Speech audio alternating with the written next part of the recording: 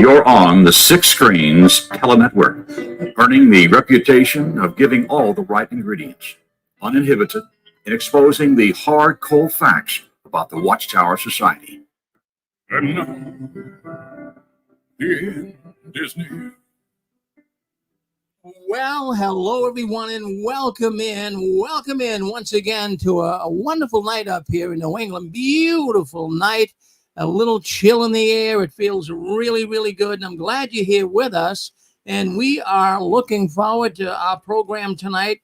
It looks like it's going to be a good one. It looks like we're going to have a lot of people coming in. And the main thing I wanted to say is there's a lot of news this week that came across the Watchtower. That came across the internet. Many of you people saw so many things, but the big story, you know what it is, that, we'll get to it tonight. Don't you guys go anywhere. Well, let me tell you a little bit first. My name's Rick Farron. I'm coming to you from the apostate capital of the world. Of course, that's right up here in Boston, Massachusetts, and we really appreciate you coming in and wanting to be with us tonight. Now, I have to tell you that our little network is growing big time. A lot of people are starting to come in. They're starting to realize that, this is where ex-Jehovah's Witnesses come to talk. We've been doing the program now for going on 20 years. It'll be 20 years in January. And I really have to tell you, we never missed a Saturday night. We are here every Saturday night because you are here. Now, I know people have come and gone. They got their necessary therapy or whatever you wanted to call it, and they move on, but we always have new ones coming in. And right now, there's so many people leaving the Watchtower. And it's so refreshing to see them coming in and listening to this program, because what you got here is you got real people in real time commenting. It's not just me sitting here bloviating. And what we do is we give you the news and you spin it. We'll give you the top stories tonight and you guys can come back and spin it. And let's just talk about a few things before we get into the news. I want to say hello to Steve over in New Zealand. He is the biggest apostate in New Zealand, and we're looking so forward to having him have a little part in our convention that's coming up in 2025. Now, you heard about the convention. Some people have got their tickets already. I've been mailing them out. Don't worry if you haven't got yours. They're coming. They're beautiful tickets. They're numbered. We have room for about 500 people. So if you'd like to come to the convention, the first ex-witness convention is going to be held up here in Boston. It's going to be August 1st, 2nd, and 3rd, 2025. We have about 250 people in that area that have already signed up. So if you'd like to come, the tickets are free. The tickets are free. And if you can get up here, it will be so great. We're going to have speakers. We're going to have authors. We already have some speakers lined up. We got Barbara Anderson that you just heard on our program. We got Fritz Springmeier. Oh, Fritz, he wrote the book, The Bloodlines of the Illuminati, and he's going to have a brand new book. It looks like he's going to release it at the convention. Fritz Springmeier is going to release, it looks like a brand new book he's writing right now, and I was really privileged.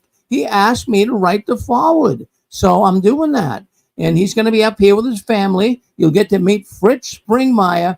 I mean, he is a legend in his own.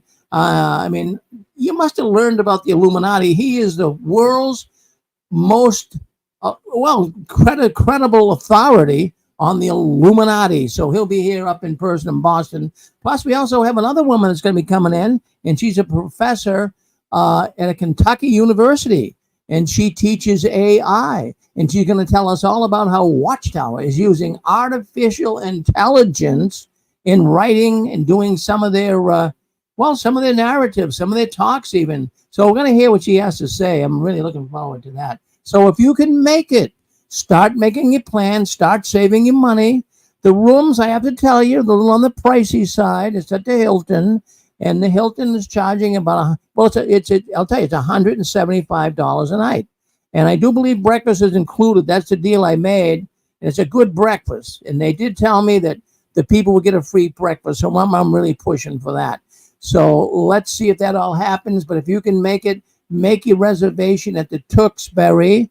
It's up here in Tewksbury, Massachusetts. If you go to www.sixscreensofthewatchtower.com. You'll see some information there all about it. Or you can write me at JW World News. Ask for your tickets. I'll send them to you, and I'll also give you a little narrative in there of where you can stay, what you can eat, what's nearby, all of this. And then what we're trying to do after the convention, for those that can stay, for those that don't have to go home, this is a great place to vacation.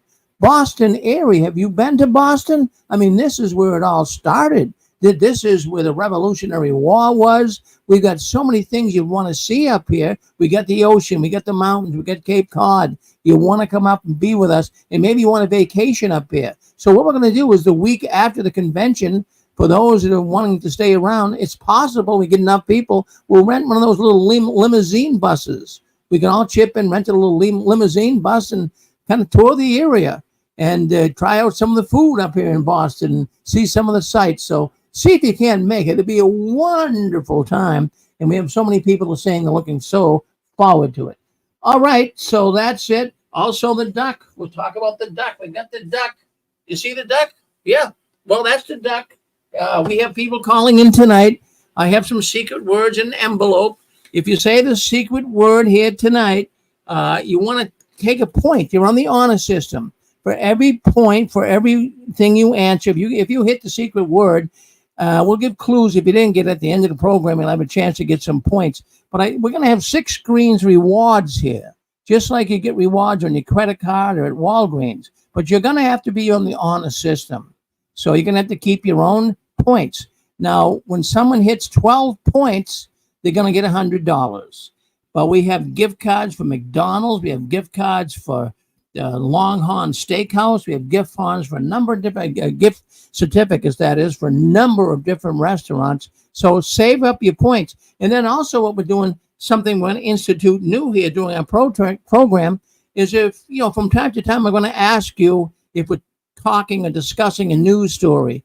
And it's something that I kind of just want to throw on the table to see if you might have heard about it. And you're going to get points for that too. And some of those sometimes those points could be as many as 3 or 4 points, not just one. So stay with us. Don't you go anywhere. And at the end of the program, if no one said the secret words, we will we'll definitely bring some clues in and you guys can get it.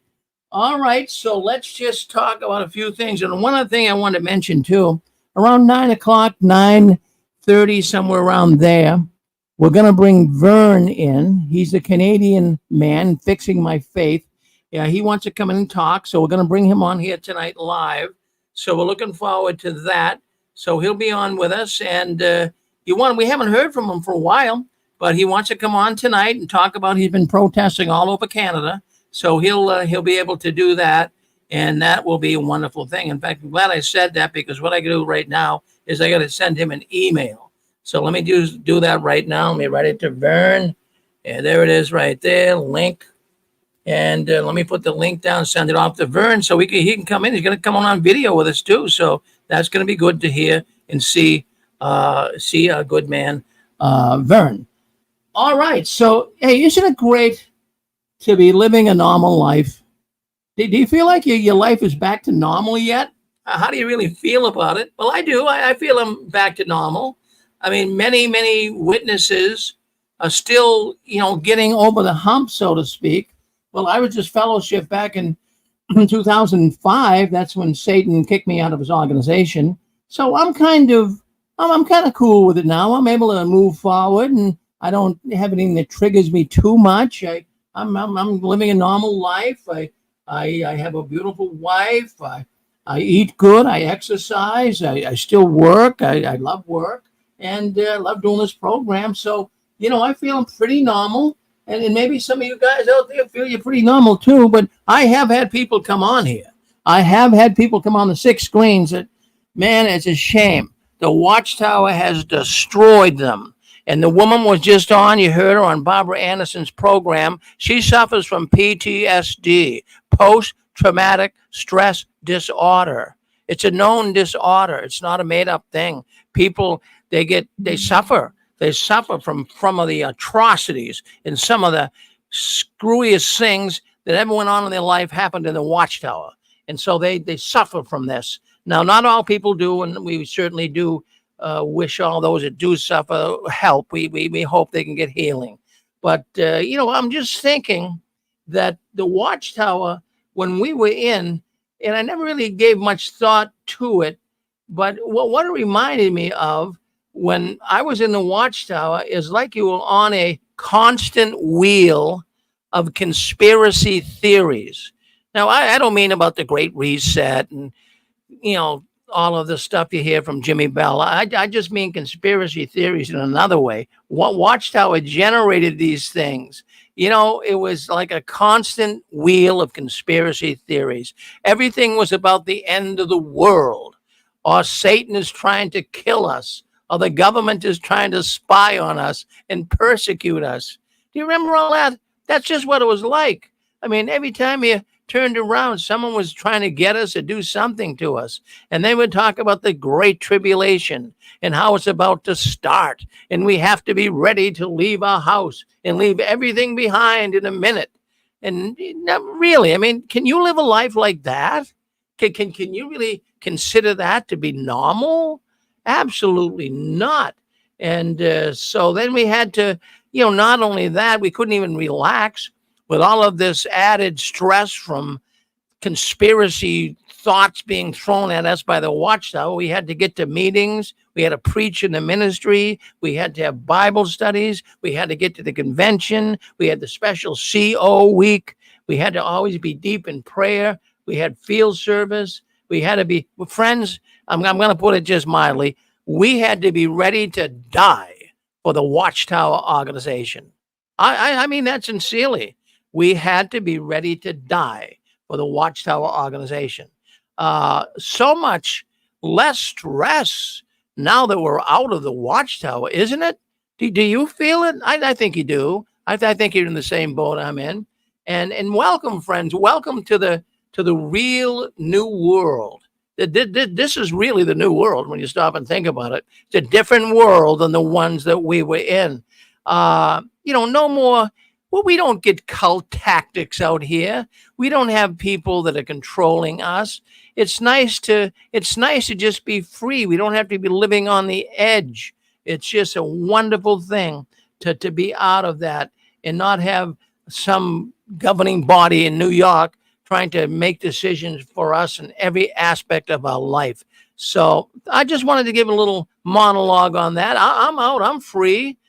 How about you guys? Are you all free? Anyone want to tell me how you feel about being free? Go ahead and hit *6 if you want to.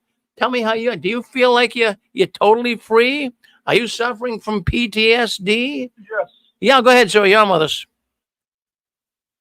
Yes, I feel free because we were living under a cult and we were living in fantasy, that we were concerned about something that was never going to happen, that there was going to be an Armageddon that was going to destroy us if we did not do what was told to us by the governing body through Jehovah God. Once we knew that that was not true, then now we are free mentally. And now we're truly living in the real world. When we were not living in the real world as Jehovah's Witnesses, we were living in the fake world. We were living in fantasy. And so consequently, once that's been lifted from us, that we were living in a fantasy world and that there's not going to be any Armageddon or New Order, therefore now we're living in the real world. So it's just a whole mental chain that we were into, a mental prison that we were living in as Jehovah's Witnesses. Well said. Well said. It really was a prison. It really was a prison. And, Bo always talked about it here. They would control you from the cradle to the grave. And they did. And there's nobody listening to this program tonight that can say the Watchtower didn't have control over us. Geez, they told us what movies we could go to. They told us what books we could read. They told us where to go on vacation. Make sure there's an assembly site nearby. They told us basically everything, how to behave in our bedrooms. I mean, there's nothing they didn't want to make comments on. And then now we're out and we're free. Anyone else free out there? Yes. I know I'm free, but I feel like I couldn't believe that I was having anxiety attacks. I didn't realize that I was having panic attacks. I literally used to scream in complete terror if somebody snuck up on me or startled me. I did not know what PTSD was. And when I was diagnosed, I was like, what? I'm not a soldier. This organization has done terrible things, and they kept us so going and going. And it was like the hypnosis, the indoctrination, the programming was so powerful. And we had to go out and service. We had to go to the meetings. We had to study. We had to go to the conventions and so on. And we had to keep up our belief system. And we had to keep promoting the Watchtower and serving the Watchtower. And to me, physically, this is it's like we had a PIC line in our veins, and we were required every meeting, every convention, every study to put out our arm and have them jolt us with more infusion of instilling or infusing our indoctrination to keep us reinforced with it. It was horrible. And we might be crippled in the real world because of the damage done, but I'd rather be crippled in the real world and be free to use a wheelchair, my crutches, or to sit home and watch a good movie. I am so over that horrible organization. I can't wait to see it fall. Thank you. Well, Emery, it's following. It really, really is, and we'll get into that. We got a big story coming up here in the next few minutes, and we'll give it. Yeah, go ahead. You run with us, Hey, Rick. Good afternoon. This is Jesse. Jesse. Out here in Arizona. Hello, Jesse. Hey, I'm free now, but today I'm not free. I'm taking care of Gilbert. He got a little sick, so hopefully he'll call in later. GG for Jimmy. You got sick? Yeah, he had a little bout with the doctor, so I'll let you talk to him about it. All right, but he's doing good. He's doing good. Good. Well, hey, I just wanted to talk to you about free. I think I'm free, and you know what? I've been gone for 13 years and sometimes I'll wake up in a cold sweat thinking I have a public talk or I got to conduct a Watchtower study and I swear that's PTSD. When you wake up and you think you have an elders meeting or you got to meet with these stupid people. And one of the greatest blessings in my life is not being a Jehovah's Witness, finally. So I think that's what my definition of freedom, not being a Jehovah's Witness, is one of the greatest blessings I've experienced. Well, good for you, Jesse. Good for you. I mean, there's many people that will certainly agree with you. They really, really will. Many people feel the same way. Jesse, it's always so good to hear from you. Always good to hear from you. Don't be a stranger. Come back and see you soon. Thank you. All right. Yeah, go ahead. I guess that's Michael. Go ahead, Michael. Yeah, Rick, man, I had a tough day today. I thought I was free from this. I decided to play in a golf tournament, in a senior tournament. I used to be a real good golfer, and I said, I'll go play in this tournament. Well, guess who I got paired with? I got paired with a guy that I used to build Kingdom Halls with way back in the 70s.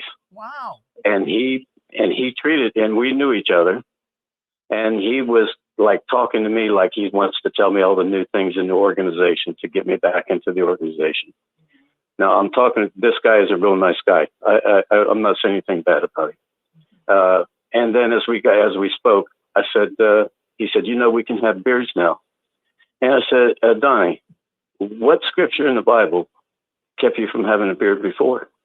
I said, my God now is up here, not in New York City. And you're following these guys. Oh, no, we don't do that. We don't do that. And you know how the conversation goes. And so I'm trying to be nice. I'm really trying to be nice. And then he said about building the Kingdom Halls. He says, I said, are you still building Kingdom Halls? He said, yeah, but occasionally. And I said, he said, some of the Kingdom Halls I built, they sold to the Baptist organization. I said, well, Donnie, some of the Kingdom Halls I built got sold to the Buddhist organization. I said, just think of this, Donnie. Well, you and I used to stand together and build these Kingdom Halls, and remember how honored we were when we stood there and they dedicated these Kingdom Halls to Jehovah. Remember how we felt, how good we felt? And just think, they're taking that dedication and they're giving those Kingdom Halls and selling them to Buddhist people and to Baptists. And you know what, Donnie? If you went into one of those Baptist churches, you'd probably be disfellowshipped. But they're selling it and taking the money. How do you feel about that, bud? And of course, well, it's all Jehovah's will. It's all Jehovah's will, and we take that extra money and we build kingdom halls where the need is great. He called it, and no matter what I said, it wasn't kicking on to him. I told him about Russell. I told him about the beginnings of the Russell. I said, you don't hear all this. I told him about Russell believing in the pyramidology, and I had pictures on my phone of the tombstone because I was at the grave site of Russell, and I showed him the pyramids and everything. I said, just look at this. He wouldn't look. And I said, that's how you got the 1914 date. And I said, you remember, Donnie, when we were down in Tennessee, we were just young kids. We were like 20, 21. And Fred France came to give the dedication of the hall. Do you remember me going over and talking to him? And he said, yeah, I remember that. I said, do you know what I talked to him about? I talked to him about his 1914 date, how the temple wasn't destroyed in 607. It was 583. And that his dates were all wrong. And well, we never said that. You know how they talk, and it just seemed like no matter what I said, no matter what information I gave, it didn't matter. It got to be real frustrating. And I probably changed my tone of voice a little bit, because I really care about this guy, and I hate to see him brainwashed like this. I said, and I finally told him, I said, You've got caught up in this Jehovah's Witness doctrine, Donnie, but you never got caught with the true gospel of Jesus Christ. And then I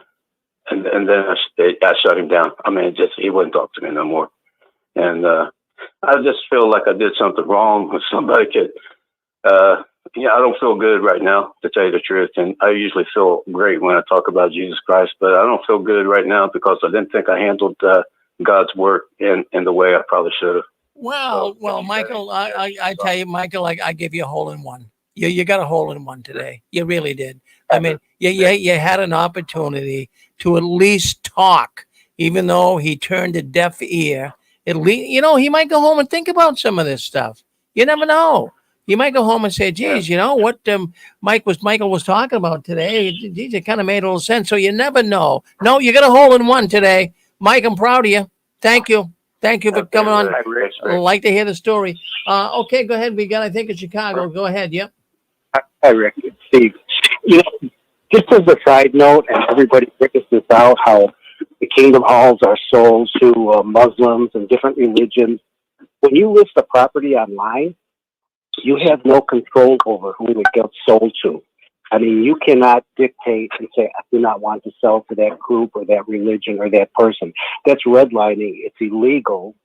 So, and most, you may find a doctor's office. Well, the plumbing is set up, the offices are set up, the cubicles are, so it's most conducive for another doctor or so to buy that space. The way the kingdom halls are set up, it's most conducive for another religion to go in. So again, and the society doesn't care who they sell to. Whether an ex-witness bought it or another religion buys it, the society is just out there whoring themselves out to whoever gives them the best price. But I know, like I said, a lot of people say, oh, they sold to this religion. They have no control over it. You cannot deny someone that because it's called redlining, and you get big trouble for that. The brokers can lose their license. They can get sued. So that's why that happens. Wow, Steve, always good to hear from you. Thank you, Steve. I love your thoughts. You're always on the ball. Yeah, Rick. Rick. Go ahead, King of Dots. Yeah. Yeah, I just want to say, quite honestly, it's unfinished business. Freedom? Hell no. My wife and my stepdaughter, who are they're not disassociated or disfellowship. Over the last few weeks, they've run into other witnesses who I haven't seen in 20 years. They took pictures of them, friendly. And you know why they're friendly with them? They were little kids when we were in the cult. And so we know them. They're very friendly to us because we were always good to them. But their fat is fucking hell. And it's just unbelievable seeing them. They look terrible. And then we have other witnesses who left and they have careers. They're not fat as all get out. And my stepdaughter's hanging around with them from the 90s. She knew them. or maybe even from the 80s. I'm losing track of time. 90s, yeah. And they're having successful careers. They're remarried, got kids in their new marriage. And I'm not talking about overweight. Look, I'm a little overweight too. But the fact is, their life didn't go down the ice cream hopper or the Donutville land, okay? And when I saw those pictures, I'm just literally, it made me want to cry, man. And I might have said this before, and I hate to be redundant, but I'm going to be redundant. The one girl, she sat next to me at my last meeting. He knew her as a little girl, and she had just separated with her husband. And the last thing I heard leaving that meeting was an elder saying, "Why is he sitting next to you?" And I said, "What are you talking about?" I said, "Why is Bridget sitting next to you?" A little redhead girl. She looks like hell, naturally. And I said, "She's a childhood friend, the girlfriend of my stepson." It's like, my way out the damn door, I'm being accused of something, you know? I mean, when does it end? It's not gonna end. That's what I'm saying. That's exactly how I feel. It's not over till it's over, to quote Yogi Berra, right? Rick, that's Yogi Berra. Well, yeah, it was. And I have to tell you, I believe it's going to be ending soon, King and Dot. So you just stay close. I hope so. Yes, you stay close. We got a good story coming up here in a few minutes. Thank you, King and Dot. Thank you very much. All right, let's go to 714. 714. What do you have to say? Hi, Rick. It's Nadine calling. Hi, Nadine. Hi. I just wanted to tell you that I love the freedom that I have now, that I don't have to go to the meetings in the evening, and to prove myself to people that, look, I'm such a good witness. I'm here at the meeting. I mean, it's such a good feeling not to have to go to the meetings and the assemblies. So for me, that feels like freedom. And I remember when I was young, when I was in junior high and high school, and I didn't want to go to the meetings at night because, if I had homework or something, or I wanted to stay home and watch something on TV, they used to have good movies on TV. And I didn't want to go to the meetings. But yet I still went, and I didn't want to go. So I feel like I have freedom now, and I can live my life the way that I want to live my life, and not according to what is set out for me by the witnesses, all the rules. So. Well, thank you, Nadine. Thank you for sharing your thoughts with us. You sound like you are living a normal life. You don't sound angry. I don't detect anger in your voice. You just sound like you're glad to be out of it, Nadine. I am. I mean, I look back on things sometimes, and I can't believe some of the things that happened, because my mom was raised a Catholic, and she even went to Catholic college and everything. And when she got married to my dad, she wasn't a witness, but she became a witness. And I just think, gosh, like, what would my life be if she didn't become a witness and she just stayed Catholic?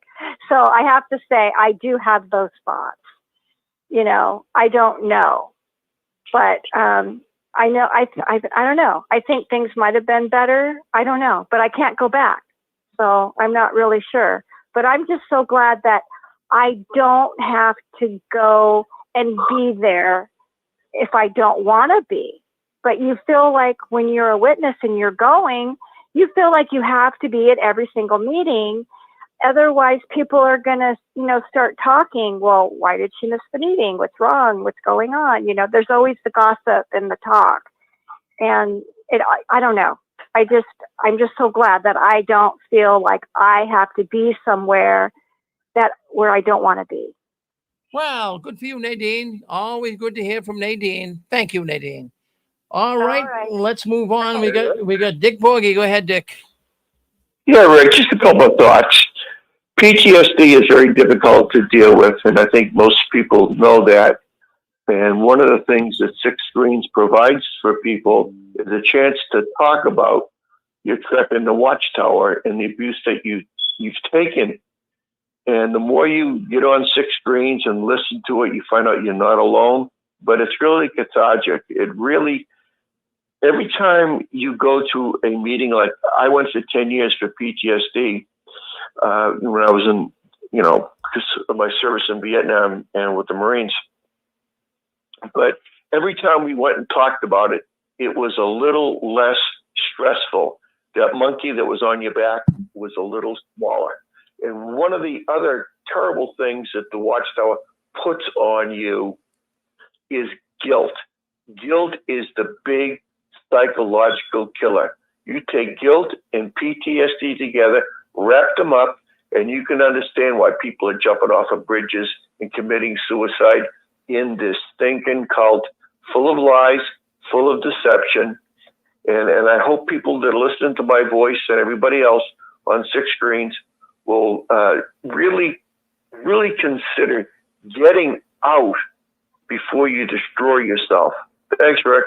Well, always good to hear from you too, Dick. Thank you. Yeah, so good to be away from an organization that uses tactics to control us and to keep us scrambling around for life's basics. Really, that's what the Watchtower did to us. We were all scrambling around, scrounging around, trying to be able to make a decent living in a world where you couldn't work overtime. You had to quit your job if they wouldn't let you go to the convention. Who needs it? Who needs it? And when you figure it all out, as I did, is God really going to destroy everybody? That the way that I looked at it, even the Watchtower, God was going to destroy everybody if they weren't one of Jehovah's Witnesses. How nonsensical is that? That's nonsense. Dan, what do you have to say? Yeah, I agree with that, Rick. That was the very last thing they said at the assembly, and it grossed me out. It wasn't the Jesus I know about in the New Testament. I just got to say, I know a lot of people are waiting for genocide, but when I heard him describe Jesus coming in with a big sickle in his mouth, overjoyed, happy, with angels in white gowns so they could be splattered with blood, they showed the witnesses creeping off into the mountains. They showed them escaping while these angels were genociding all of mankind, anyone who was a witness. And I was like, oh my God. But Rick, I was thinking about this. That kind of worship, and I did a video on it, that kind of worship is like having a gun to your head. Like Borgie said, you don't have to go to war to get PTSD. Most of the witnesses are in PTSD because of the religiosity, because of the way the Bible is being related to them. And I had a lady the other day write me, and she said, Dan, do you think we were partial schizophrenics in there? And I said, yeah, I do. I didn't know shit, Rick, when I was in there. I was like, who are all these people out here? I drive down the road. Who are these guys in these cars? You talk about being an alter fucking reality, Rick. Sorry, but you talk about being in an alter reality. I go to work and I think, man, look at all these dead people. Look at all these people. All this was programming from Watchtower. That's a form of schizophrenia. So, Rick, when I see these people on the street, when I go down the street, I go up to them. I don't call it cart crashing. I go up to them to try to reason with them. They don't want to talk to you anymore. I think governing body says, don't talk to anybody, fold your card up and go. But honestly, Rick, I have grace because I feel like I'm dealing with a compartmentalized schizophrenic. I really do, because I was that. I was one of them. My mother died of schizophrenia. It was from Watchtower. It's how long can you have a gun, a scriptural, spiritual, Bible-based gun at your head, cocked and loaded? You leave, you're going to suffer the second death, no resurrection. How? How can you go? How is that God? Or waiting for Jesus to genocide. How is that God? You know what I mean? I fell in love with the Jesus in the New Testament. I fell in love with that. I fell in love with the idea that he loved everybody. That he said, Father, forgive them. They don't know what they're doing. You know what I mean? The one in Revelations, I don't know, Rick. I know you read the whole Bible, but Revelation confuses me. I just can't see Jesus with a big smile on his face with a machete coming in to kill anybody who's not a witness or a Christian. from what I saw in the New Testament, he was filled with love. But anyway, Rick, I'm glad I'm out. I'm glad I'm out of there. I feel sorry for the ones that are in. They're robotic. They don't even defend the faith anymore. They don't promote Jehovah anymore. And that's kind of what made me feel, Rick, like I could go up and talk to them. The reason like I felt like I could go up and talk to them is because they're not really promoting Jehovah. They're not talking about their faith. They're promoting falsehood. They're promoting false prophets. They're saying, go to jw.org. I have a right in my community to approach somebody who I think is a partial schizophrenic, pushing narcissistic cult leaders. It wouldn't matter if it was the Moonies or whoever's out there in the corner. I have a right. I do believe in free religion, but I also believe you can go up and you can talk to those people and say, why do you believe what you do? Well, what do you think about the false prophet? Where do you guys at? How do you justify that? And you know, Rick, I know how they justify it. And that's why I say I'm going to label it. They're partial schizophrenic because they're compartmentalized. They've been told yes is yes, light is light, dark is light. They've been in Satan's world.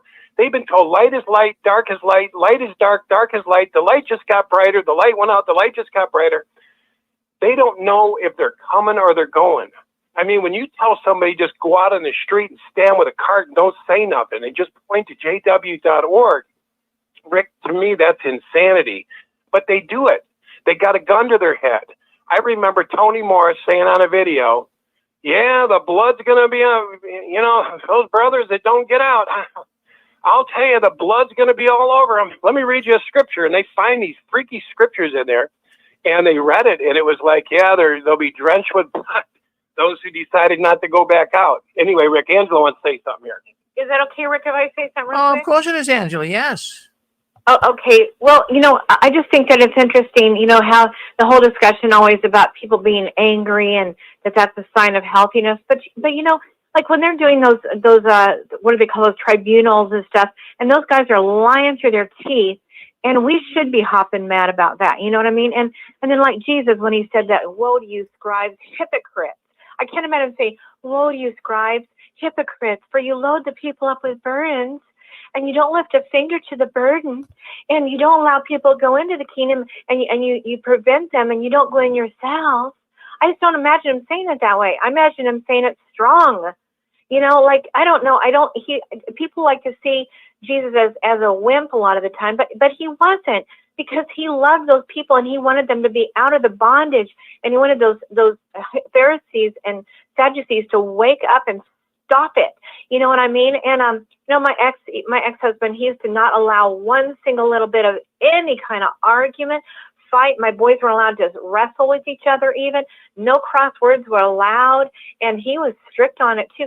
But you know what it resulted in? It resulted in that no one ever spoke their heart, their piece, got anything off their chest. We didn't have dinner discussions to clear the air or anything. People just had to stuff. And I went into Christian churches and I saw the same thing going on. I'm like, this is nothing less than lying to one another. And that's wrong. But I just don't think that a good sign of a person who's nice and calm and peaceful is a good sign that they are healthy and well on their way out of the witnesses, because now they're not presenting any kind of anger anymore. I think Jesus, for many years, put that forth, because wrong is wrong and right is right. And I don't think we need to be wimpy Christians, because to me, in the Christian church anyway that I experienced, you're taught to be kind, be nice, never say anything wrong to each other. And if you know something wrong about somebody, you just smile and you don't say anything. The pastor's having an affair with the secretary, but you just smile and you act like everything's fine, because sins. And we don't act like that. So we stuff, and we fake smile. And I say that's not going to work either. So I just wanted to point that out, that's a problem. You know what I mean? Well, always good to hear from you too, Angela. Well, we love to hear when you and Dan come on. I don't know what happens here, but the numbers go up. I don't know, Rick. Hey, I got a question for you, Rick. I got a question. Yeah. I really want to ask you this. I mean, did you feel normal? I mean, I don't know if you can grasp what I'm saying. I never felt normal. I felt like I was in my own head, in my own world. When I went up to see my boss, I was like, okay, he's part of Satan's world. Okay, He's one that's going to be destroyed. I got to tell him I can't work on Saturday, field service. And I was in this altered reality. Did you ever feel like that, Rick? Like, who are all these people in these cars? I'd go up to a beautiful door. That's when I had my moment, my crisis of conscience, when these kids handed me $1 bill and they said, well, we don't want your literature. We're doing quite well. And I was like, you don't want my literature? You just want to give me money? They said, yeah, just take it and give it to somebody else, And I was like, right then, I said, Jehovah, how could you just kill these little kids? How could you kill this family here that seems like they're doing good? And I used to think, how come everybody's doing so good? Why is everyone around me driving new cars? Why is everybody dressed up? Why does everybody have good clothes? Why are they all going to school? Why do they have grins on their faces? Did you ever look out from those eyes like that, Rick? Did you ever think who are these like you were like the sane one in a world of crazy people? Did you ever feel like that? Well, Dan, I have to tell you, I didn't, but I'll tell you. Wow. No, I'll tell you what's strange about the whole thing. Now that I'm out of it, I never really. I mean, I must have been laser focused in the Watchtower teachings or something. I never realized. When I look back now, I wasn't doing that great financially as a witness. But at the time, I thought I was. I mean, I really thought. I really felt, well, God's on my side. But now that I got out of the Watchtower, I mean, I did okay. I had a business and I got by and it was fine. But now that I'm out, I'm saying, my goodness. Well, look at what you see. Not that I'm, kind of soaking myself in materialism here, but I'm saying, I'm saying, geez, look at all the time, the money, the resources I gave to this organization. How is it some of these people I drive by here in Massachusetts, Dan, the average house here, I'm talking about a dump, goes for $600,000. Whoa. I'm serious. The houses here, the average cost is $1 million a piece. And I'm saying, maybe if I was a witness now, I'd be wondering what's going on here. But, these houses are depicting an economy. I mean, it was good. I mean, a lot of the stuff is bought on credit as well. But the point I'm trying to make with it, I never really noticed how bad I was doing when I was a witness until I got out. Now I see, geez, you can look at you, Dan. You got a business. You can run your business. You don't have to run to conventions. And I'm saying, geez, a person can do pretty good if they're a hustler and they're willing to work. You can do good. You don't have to listen to some organization telling you to hold back on this, hold back on that. And wait till you hear our next story. I'm sure you heard about the asset company in Ireland this week. Wait till you hear about that the Watchtower is involved in. It's unreal. Wait. It's unreal. I can't wait. I just can't believe. I heard a little bit. I know you're going to go into it. Yeah, I got the skinny on that. But I want to say thank you, Dan and Angela. But I want to say any witness that's listening in right now, and it's the same way that I got thinking. It's one of the things that really got me out of the Watchtower, and very much like Dan and Angela. Angela, of course, was in the Armstrong group, not Watchtower, but I'm sure she thought like this too. But I get thinking near the end, before I really left this doggone organization, I'm saying, if Jehovah is going to destroy me, and if you're a witness listening in here tonight, I want you to take this to heart. I get thinking, if Jehovah is going to destroy me, just because I can't stand living in constant fear with totally fake people, totally fake people who judge and gossip about everyone and everything, and I'm never going to be good enough. Is Jehovah going to destroy me for that? What's the point of even staying in the Watchtower? So, friends, just take that to heart and realize. Can I say one more thing? Sure, of course. Just shortly, I just want to say, well, why does God need a judge? Well, I mean a gun. Why does God need a scriptural gun? Why do we have to be threatened to have truth? And I don't think we do. You know why I don't? Because we're supposed to be out here on our prodigal journey, learning, like Jesus said, by what we suffer. Suffering is the course correction. That's what puts us back on track. We don't need to go into an organization that threatens us. You're going to die if you leave. You don't want to die with the rest of them. You don't want to die. I have heard that death so many times, and I'm like, That can't be God. That is not the God Jesus talked about that has to hold a gun to our head. That's all I want to say, Rick. Thank you. Well, Dan, you always add a lot of color to the program. Thank you. Okay, so we will move on. Another thing I want to talk about, and after this story, we're going to get into the biggest elephant. I know it's an old saying, but we'll continue to say it here because it's true. The big elephant in the room, the Watchtower actually setting up an asset managing company. That's the next, that'll be after this story. I want you to stay with us and hear it. I want to get your thoughts on it. But I just wanted to bring this up because this also seemed to be creating a big buzz all over the internet. And, you know, we've been hearing that the Jehovah's Witnesses are going to be studying the children's book. And we brought that up here in the Six Queens the last couple of weeks. And that's exactly true. The Jehovah's Witness organization, their midweek meeting, are going to be studying the children's book. Friends, this is the children's book. It's a children's book. What else can I say about it? It's simple. It's oversimplified, really. And I'm just thinking, why? Why are the Jehovah's Witnesses going to be studying the children's book? And I got thinking a lot about it, but I'm thinking that there's so many kids leaving. I say kids, you know, they get to be 16, 15, 16, 17. They know this is a phony, baloney religion. Their mom and dad, they don't know what to do. They're living with mom and dad. They just can't rebel. They'll get kicked out of the house, but they know better. So the governing body, in my way of thinking, has recognized the need to totally indoctrinate the children. And they want the parents to do this. But many parents are not keeping up with family worship night. Remember that? Remember when we were witnesses? We had to have this family worship night. We had to sit down with the kids and our wife, and we had to study together.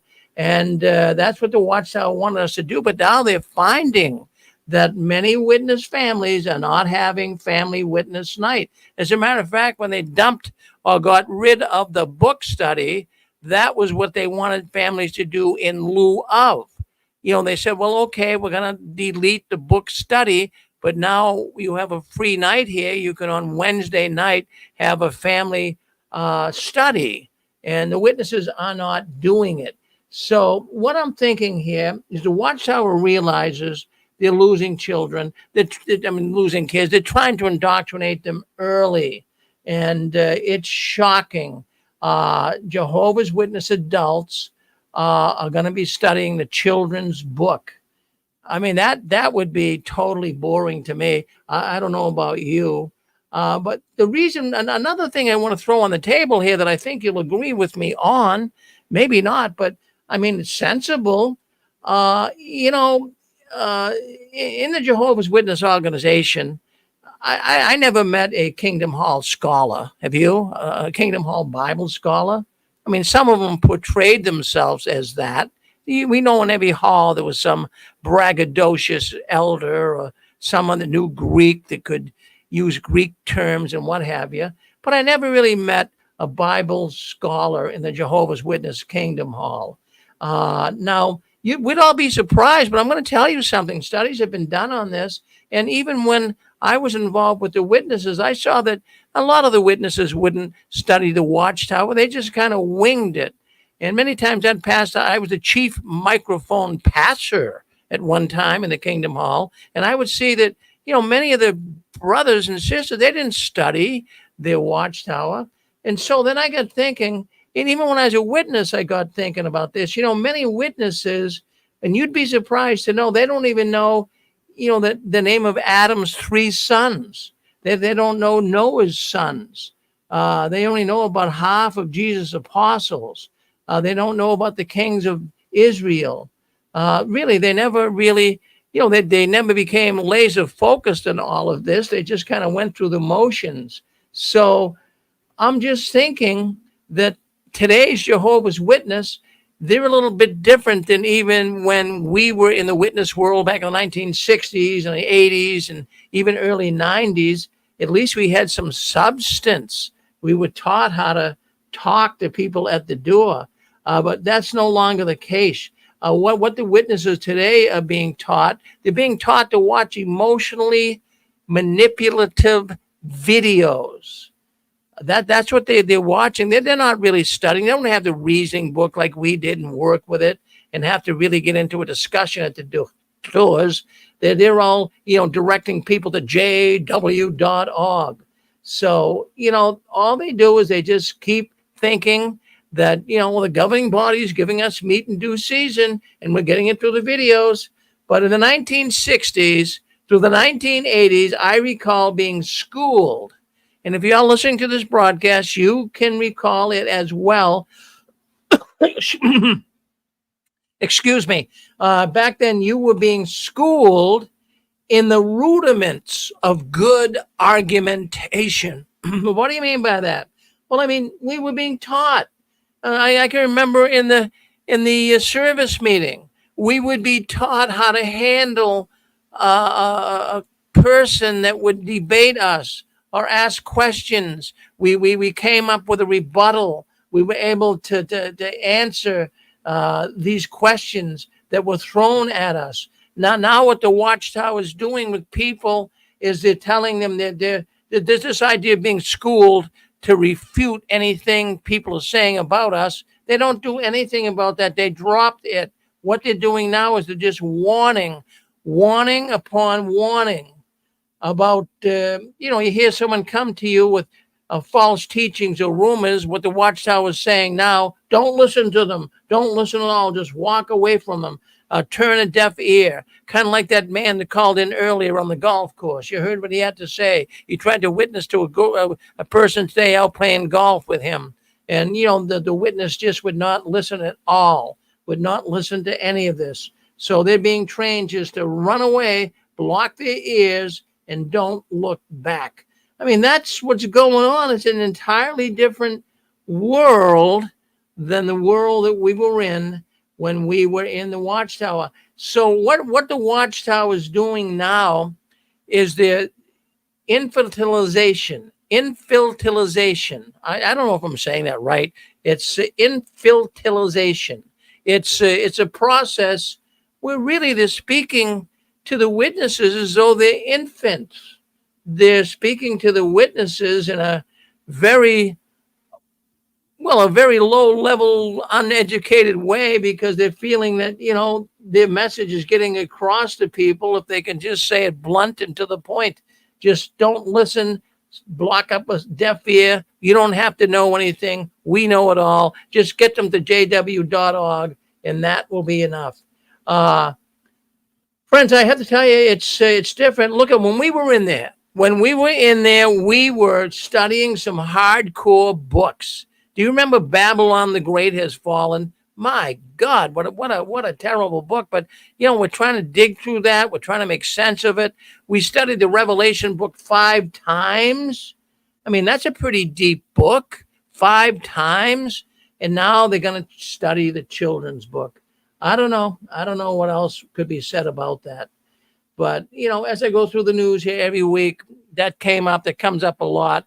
We're going to have Vern, if he's listening in. Vern, stay with us. We're going to bring you on in just a short while.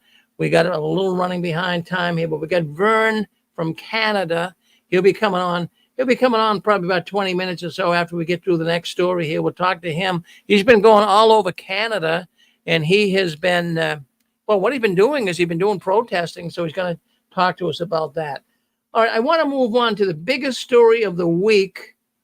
I'm almost going to say it could be the biggest story of the year, but I can't stretch it that far. I'd like to, but I can't. To me, it's a big story. To you, maybe it won't be so big, but I'm going to play some music. Now, I talked about people getting points for rewards. You can add up the points, keep your points. You'll have to be on the honor system, but you'll get points as I ask questions during our different broadcasts here every Saturday night. Add up the points. If you get 12 points, you're going to get $100. And on the other hand, even if you don't get to 12, you get 3 or 4 or 5 points, you can get some gift certificates. So what I'm going to do is I'm going to play a song, and I want the first one to identify this song. And this is the song we're going to use to open our story about Watchtower asset management. So I want you to tell me what song this is, and the person that gets this gets 2 points on the honor system. So you tell me what song this is Listen in.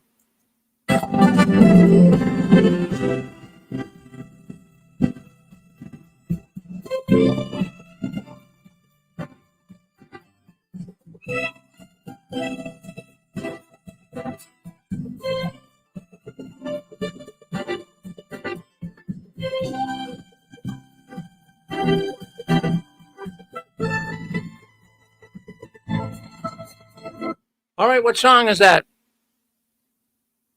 What song is that? I'll give you a clue. Robin Leach. What was the name of his program? I'm surprised nobody knows that. You didn't get that song. Did you watch Robin Leach? Maybe it's a little before one's time.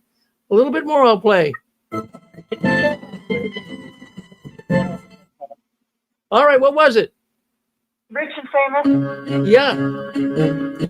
It's Rich and Famous. Yeah, it's called the, it was the Rich and Famous program, right? Yeah, with the Robin Leach. Okay, you say, well, why are we playing that? I'm playing mark that down, Constance. Mark that down. You say, well, why are we playing that song? Let me get in here, find out. Okay, let's get back to my drafts here. So that was Robin Leach. And then the reason why I played that is because the Watchtower, they really should be now included in the Rich and Famous. Well, maybe Robin Leach could do a program on them. And I don't know if you heard this week or not. Maybe some people are hearing it for the very first time. But I'm going to tell you something. This is going to rock the witness world. If I was still one of Jehovah's Witnesses, this would bother me to the highest end. All right, so let's take a look here. We're talking about just in the last month, just in the last few days, the last couple of weeks, the religious group known as Jehovah's Witnesses, well, what they have done is they have set up an asset management company in Ireland. Yes. Now, let me just explain to you what an asset management company is. Now, I'm reading it right from an Irish newspaper. The Jehovah's Witness religion has established a new asset management firm in Ireland that features a slate of heavy-hitting directors, including the former chief risk officer at Swiss banking giant UBS and other seasoned investment bankers. All right, let's stop there. So in the last couple of weeks, Watchtower in Ireland, which is a country you get a lot of tax benefits from, has set up a asset management firm. So just for those listening that would like to know, what is an asset management firm or company? It's a firm or company that invests pooled funds from clients, putting the capital to work through different investments, including stocks, bonds, real estate. Yes. So now we have Watchtower. They set up their own company to be, advisors. Let's go with that. Advising people where to put their money and where they get the biggest returns. And what really is of interest here is some of the people that are on the board, some of the people that are working with the Watchtower. These are experienced financial directors, and they all understood, at least what the paper article I'm reading here, the paper understood that all of these people that have got big jobs in this asset firm company, they have ties to the Jehovah's Witnesses religious movement. Now, this is what really got me, friends. This is what really choked me, and it should be choking you. What this article says, I'm reading it. It's actually out of an Irish newspaper. It's a business. It'll be like the Wall Street Journal here.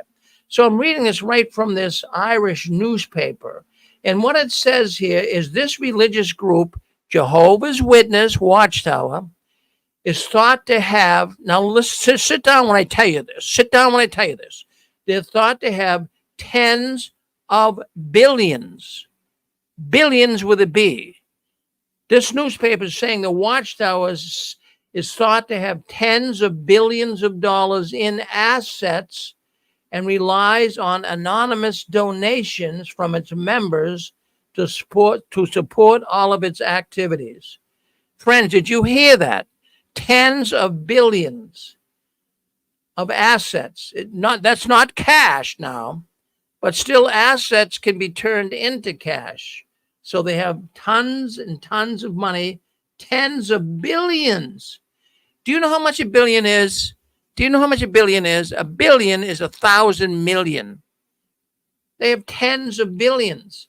Friends, they cannot even help but distress Jehovah's Witness out. They claim to be charitable. But anyways, it has been established, I'm reading this right from the paper, it has been established that 3 companies in Ireland that they set up. Now, they're calling it the Minor Asset Management. That's one company. The Minor Treasury Service. That's another company. And the Lepta Payment Solution Company.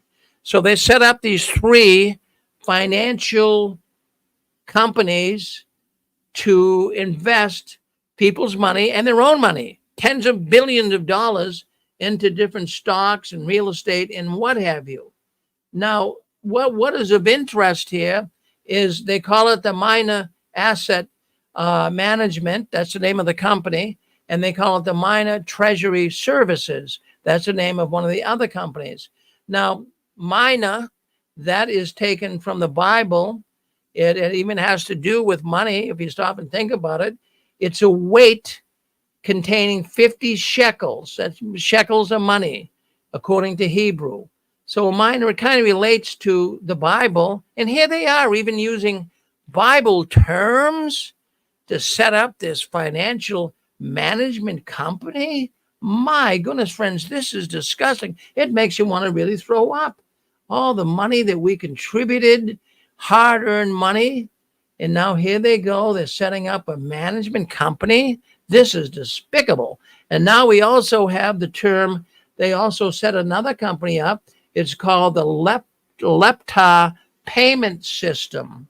Oh, this is a collection agency. Oh, the Watchtower is going to be in the debt collection business? Geez, what gives, really?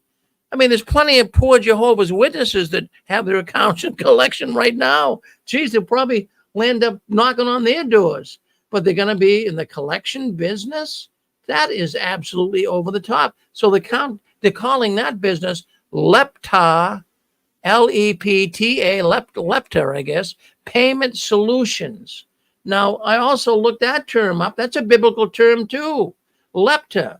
Now, I'm going to read you something from Matthew 6 chapter, verse 41. Now, listen to this.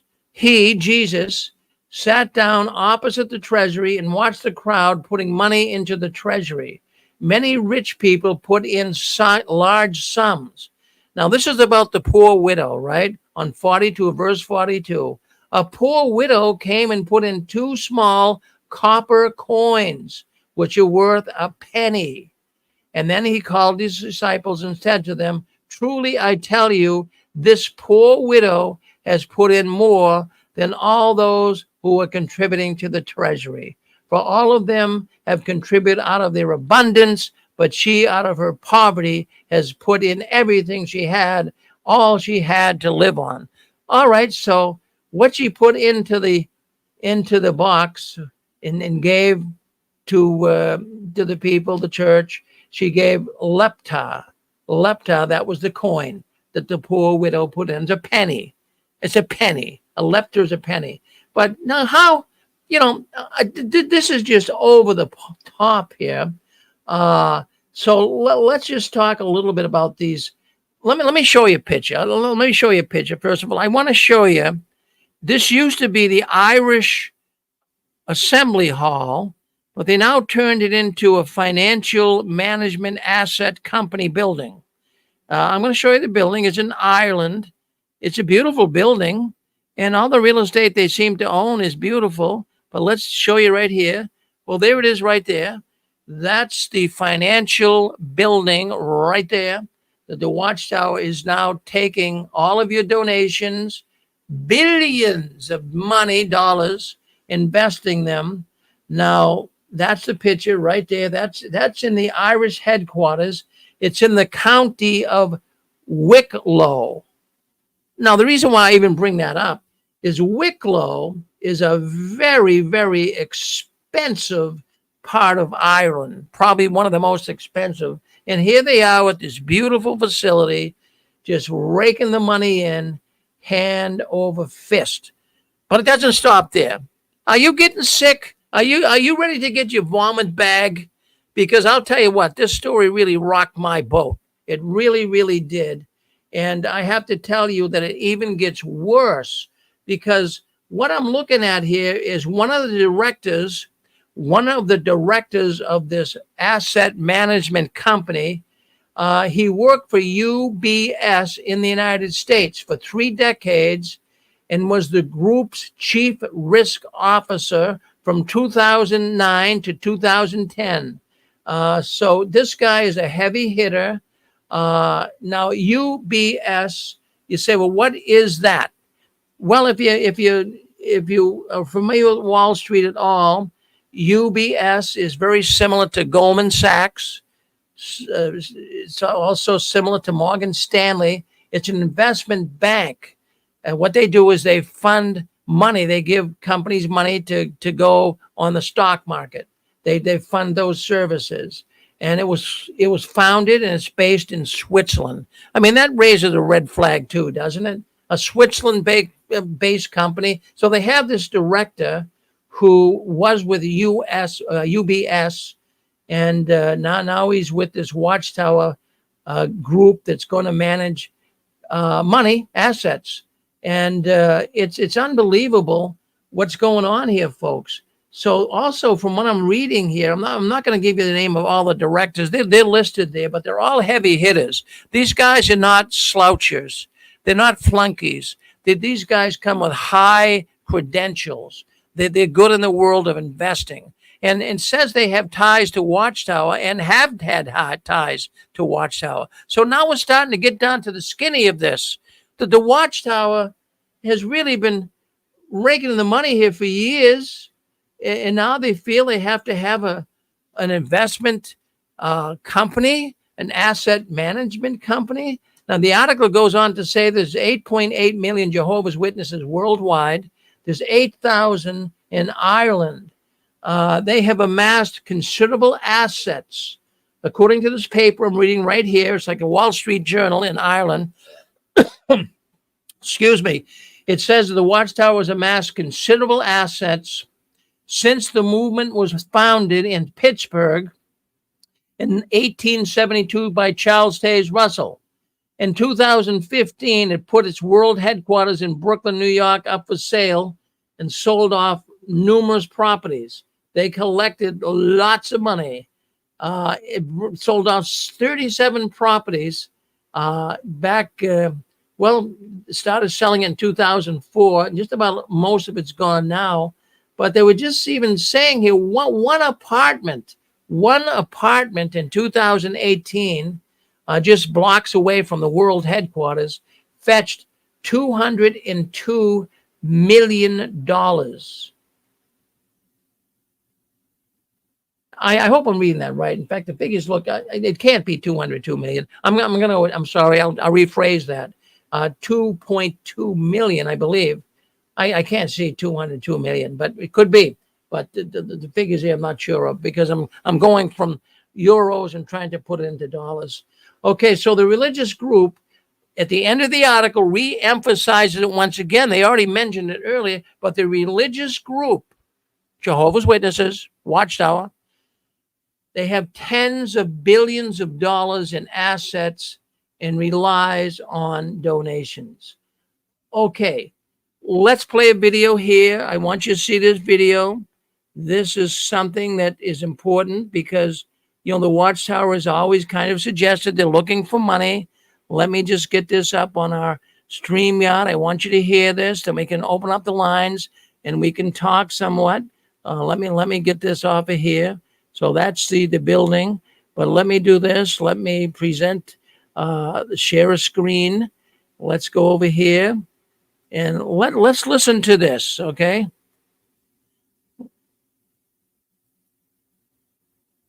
Raised by the various begging devices in the name of our Lord is offensive. What are the valuable things with which we can honor Jehovah? What first might come to mind are our material possessions, our finances. Various begging devices in the name of our Lord is offensive, unacceptable to him. Well, that is true. It is our judgment that money raised by the various begging devices in the name of our Lord is What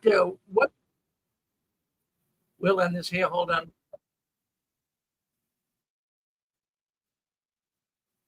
Let me.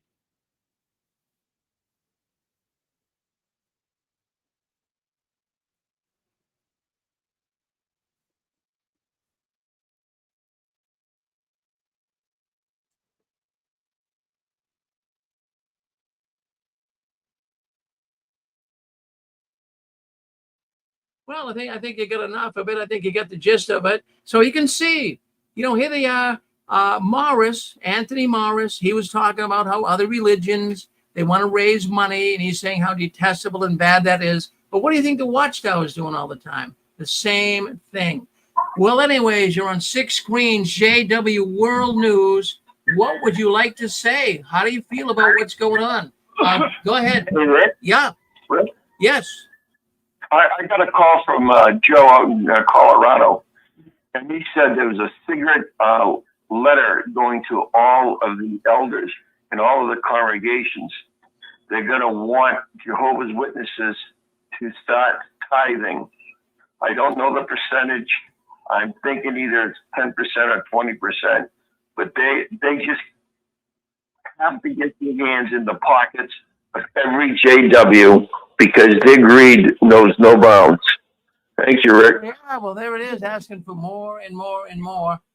602, you're on with us. Go ahead. Hey, Rick. Hey, listen, I don't know for a fact because that information is brand new on Lepta, but the Lepta Payment Solutions, it makes sense that Watchtower would have a company called a payment solution company. And I remember talking about this about 5, 6, more than that years ago. And it has to do with credit card processing. And when you go to a convenience store and you have that little machine and you have a credit card provider, but what happens is when you get so big as a company, like any kind of company, you literally just become your own service provider and you hook up with the bank. For example, Wells Fargo is a very popular one. So Wells Fargo, Watchtower has all of these congregations. Each congregation is an account. So when you look at all of the congregations that Watchtower has, they can justify having a small company that just handles the credit card processing of each congregation. A lot of money to be made, even though you're dealing with less than 3% to 1% of credit card transaction fees. And then they can make up. And then also it gives them the ability to do monthly deposits, withdrawals. Watchtower never deposits. It gives them the ability to take money out of your grandma's checking account. So it's not just for credit card processing, it's also for ACH, which is your checking account. So this gives them the ability to, one, charge every Kingdom Hall like an extra fee for the services, kind of like a convenience store, a clothing store. You're just charging them an extra $10, $20 a month. Hey, that's part of the cost of having a business, a Kingdom Hall. But you multiply that by all of the Kingdom Halls that they have, all the congregations, and then you're able to take money out of their accounts, and you're doing it at a significantly lower cost than if you were just use, say, Chase or Wells Fargo. So it makes total sense why they're doing it, because they can save money and charge money, and they can take your money every month. But it's pretty sad. It's pretty sad what's that Jehovah is taking your money every he has a system to take your money out every week, every month. Yeah. But I think that's what it is, Rick. It's just a credit card providing, and then also with these global nations going with central bank digital currencies. Those central bank digital currencies are just like a glorified Visa card that's attached to a government number. So they're probably already one step ahead by having this leftist service, because we already know Europe is going into that. So it makes a lot of sense for them to do this. Does that make any sense? Oh, well, it makes a lot of sense. Yeah, somewhere in the mix there, it might not be in the leper part of it. It may be part of that whole, I'm not sure which group, because they have three different groups, they have three different businesses, but in one of them is a debt collection agency. So, they might not do it directly, but they'll be funding companies that do collect bad debts and, of course, make a percentage on it. It's an investment, And the last point I wanted to bring out, if you just type in the greatest wealth transfer of human history, we had it in World War I, World War II, where money was transferred from one nation to another. It was caused by world wars. Well, right now, the greatest wealth transfer is happening because the baby boomers are dying. So it makes sense that Watchtower will establish a finance division because the dog pound wants the baby boomers' money. Your school district, your hospital wings, all of these big corporations, all of these big nonprofits, they want trillions upon trillions of dollars that are at stake because old people, baby boomers, are dying. And it's going to be transferred from people, and Watchtower doesn't want it to go to your mom, to your son and daughter. Remember, like that one guy that called in, he's mad because his mom is giving Watchtower the inheritance. That's what's happening, but it's in the trillions of dollars.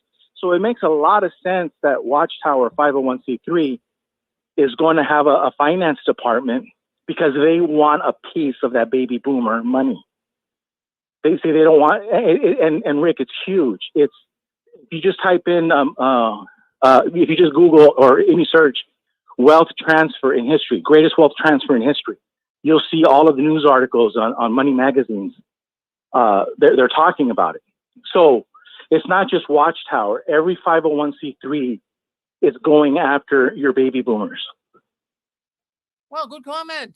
Really, you've educated us all there, Gilbert. Thank you. Thank you very much. Okay. Appreciate it. No, thank you. Thank you. Bye-bye. Well, I think of all this money and I see what Gilbert's saying. And, but I also saw what Jesus said. What Jesus said in Matthew 6:19 through 21.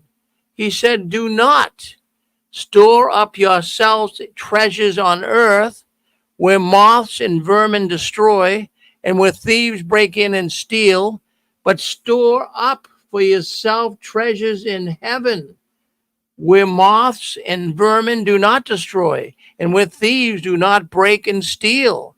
For where your treasures is, there your heart will be also. Okay. I mean, that's right from the Bible. I mean, is the governing body, the officials of the Watchtower, are they taking Jesus' words here to heart? Are they storing their treasures up here on earth? Are they storing it up in heaven? I mean, come on. I mean, it's easy to see. These people, for many years, people have asked me, this is supposed to be a non-profit organization. And for many years, people have called into this program. They said, Rick, do you think the governing body and the officials of the Watchtower really believe this is the truth? Do they really believe in the Watchtower doctrine?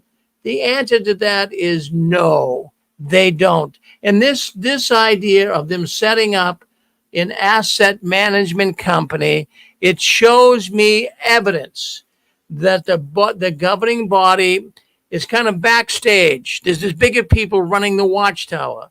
But even the governing body is going to be brought into account here as well. This shows me that none of the officials, none of the governing body, they don't believe what they're telling the rank and file. For goodness sakes, Jesus, he didn't have a bed to lay his head on. He was homeless. And yet here we go.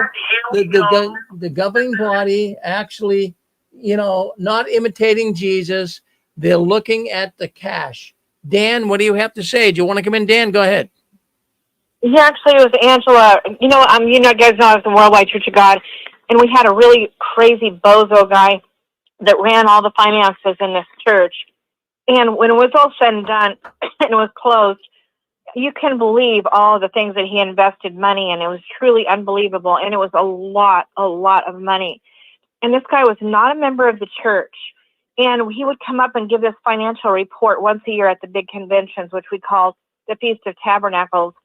And he would be wearing these funky looking glasses that look like David Koresh, or those funny looking glasses. And he looked like like a hoodlum, like worldly, very worldly.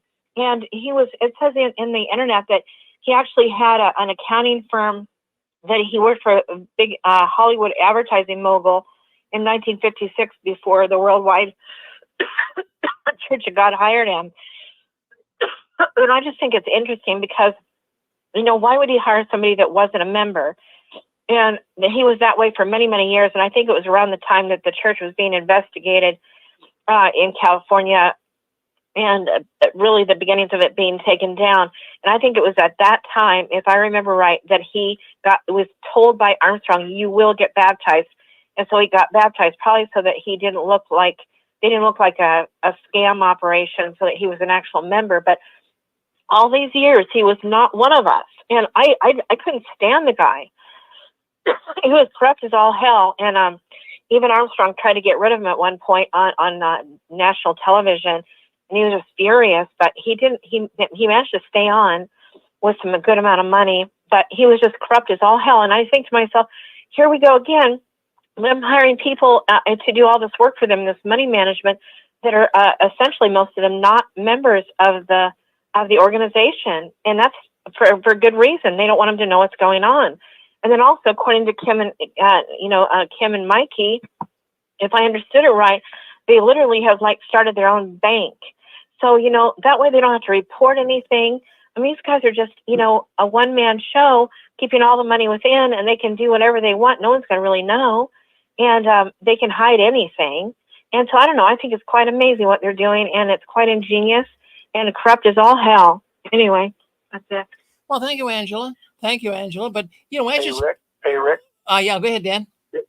Yeah, I just want to say, I was listening to that tape too the other day. I didn't know about it till yesterday. But when I heard those guys talk and talking about the millions and millions and millions and millions, and we're going to put 600 million here and 150 million here, and I almost vomited. I was like, you pieces of shit.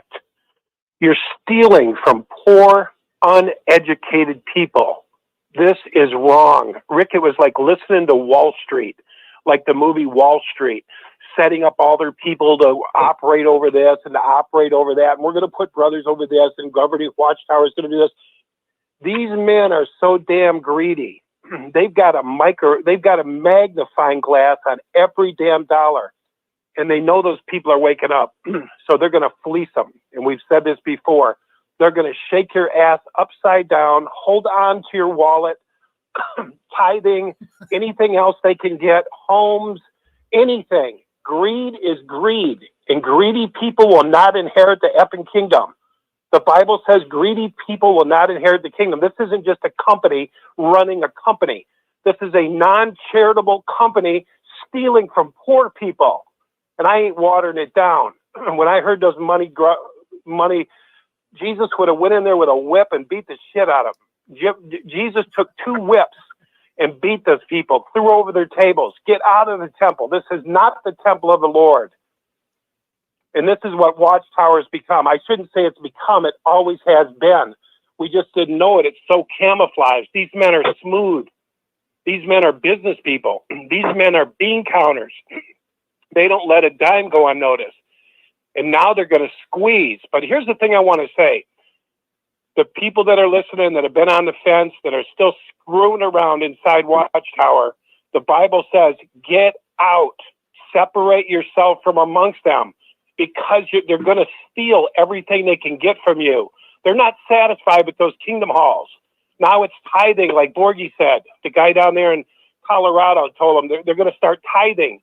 They've already got something set up where people having to commit so much a month. I mean, Rick, it's going to get nasty, ugly, but they have to do it. They have to do it while the people are under brainwashing. That's why they're out there on the streets telling them, don't say nothing. Just fold up your cart and go away. Every cart I go up to, all the man does is says, go to jw.org. We don't answer questions. That's why. They don't want them answering anything, but they do want them in. They've given them a job because they want every penny they can get from these guys. That's pretty sick, Rick. Oh, it's terribly sick. Really, in fact, it makes you want to throw up. Dan, seriously, it's very upsetting to see this, to see these guys taking off with all this money and, like you say, grabbing money from poor little people that are having a hard time paying their bills. Thank you, Dan. Hey, Rick, I was gonna ask you one thing. Were you reading about this, or did you actually hear these guys talking, Watchtower guys talking? I heard these Watchtower guys talking. Yeah, wasn't that disgusting? Yeah. I could not believe. Rick, my mouth fell open. I was sad. I was mad. I was just like, my brother's still in there. I don't know how they can hang on, Rick. I mean, I'm going to send that video to my brother because I cannot take it. I cannot take seeing good people being ripped off, and we have a responsibility. Thank you, Rick. Yeah, well, thank you very much. Yeah, Atlantis, he sent information out on these brothers, and he was a good guy. He's doing terrible right now, but we want to thank Atlantis for sending information to all of us like that. Go ahead, you're on with us, sir. What would you like to say? Yeah, Rick, just another thought on this tithing stuff. What you're saying is that Jehovah wants you to tithe. You can read it in the Bible. You must tithe. Well, if you're making $100,000, you might be able to do 10%. But if you're making $30,000 and you donate 10%, you're going to starve. And if you're only making $30,000 a year now, you're desperately poor, and they're holding it over their heads. They're saying Jehovah wants you to tithe, and if you don't tithe and Armageddon comes, you're not going to make it. That's the gimmick, and it's always been the gimmick that they use. Thanks, Rick. Yeah, well, what they do, Dick, and I really appreciate Joe DeDario giving you information. What they do here is the Jehovah's Witness service year ends in August. So the new service year ends in September, coming up here very quickly. So what they do, and they have been doing this evidently right along, they're not calling it tithing. They're not even looking for a percentage per se. What they've done is they're passing a resolution for September. In fact, the resolution has been, we would like each publisher to give so much money. Now, the latest is, from what I read here a couple of weeks ago, I don't know if it's totally accurate, but it's about $10 a month per publisher. So if you have a family, now they're talking also per publisher. So if you are a mother and father and you got 3 kids that are publishers, so that's so that would be 5, 10, that'd be 10, 20, 30, that'd be $50 a month right there. $50 a month. You got 5 publishers. So, they're not calling it tithing, but Joe's right. You can call it whatever you want, but it's tithing. So, witnesses can't afford many of them, and some can. I'm not saying not all, but $50 a month. That's a chunk of change. That's a lot of money for some of the witnesses that just have menial jobs. Well, thank you, Dick, for bringing that up. I really do appreciate it. We had another caller. You want to come in, caller? I saw you on here earlier. If you want to come in, we'll give you a chance to come in. Okay, go ahead. You're on with us. Go ahead. You're on with us. Speak up. Yep. I don't want to read. Well, I'll start. It's the email. We have an email. It's called. I'm not going to use your name here, but it begins with Spoil. You want to say it, Spoil? Go ahead. You're on. Go ahead. Speak up. Well, evidently you don't want to. Okay. So I see you're unmuted. All you have to do is speak up. Go ahead. All right. They don't want to. All right. So anyways, in fact, I got thinking something here. as all you guys were talking, and Angela too, she gets kind of upset about it, and I can understand it, and Dan too, and Dick, and everybody else. But I'm just thinking, if you're listening in, and you're a PMO, you're kind of physically in, but mentally out, and you don't really, maybe your wife or your spouse is not a PMO, and you're saying, geez, I'd like to really start a conversation with my PME, my wife or my husband that's still a witness. Hey, here's a fun conversation you could start. You could say something like, hey, honey, I got an idea for us. I just came across a great investment idea. Let's give the minor asset management company $1,000 of our money, of our hard-earned money. And, this operation is run out of Bethl by our brothers. Now, surely, honey, if we give them $1,000, we'll get money back because it has Jehovah's backing. See, that'd be a great way to get you PME, you're physically in, mentally in spouse to see this. Let's take $1,000 of our money and give it to the Watchtower Asset Management Company, and we'll see what they have to say. They'll probably say, well, where'd you hear that? I mean, they're going to keep this secret. I can't see where the Watchtower is going to start saying, hey, friends, we got an asset management company in Ireland. I don't think they're going to do that. If they do, I think they're foolish to do it. This is going to get a lot of people out of the so-called truth. I mean, why wouldn't it? Why wouldn't it? Yeah, go ahead. You can't afford it, Rick. Honestly, I mean, when you start getting the dirty looks, from the elders, did you give the $50 or whatever? And are your kids putting the money in the bank? When you start getting that pressure, you're gonna push people away. There's gonna have another 10% of the people leave. But did you ever think, Rick, that salvation would ever cost so much? I mean, when we were in there, we didn't have to pay nothing. I mean, we had a little box in the back, and we bragged about that we don't pass the collection plate. But man, I've never seen so much begging since COVID and so much stuff going on inside Watchtower. But can you believe how much it costs now to be saved, Rick, to get into paradise? I mean, you're not promised nothing. You haven't gotten anything. All you've gotten is a lot of false promises. You've thrown away your family. You've given up your education, given up your whole life, given up everything you love to do, given up vacations. And Watchtower wants more. They want more. Isn't that something? Man, I hope people can feel the greed. I wish they could get a hold of these tapes and this stuff. I mean, thank God this is out there so people can hear, because these people are being fleeced. They're being frisked. They're being shaken down. They're being turned upside down. And Rick, it's going to get worse.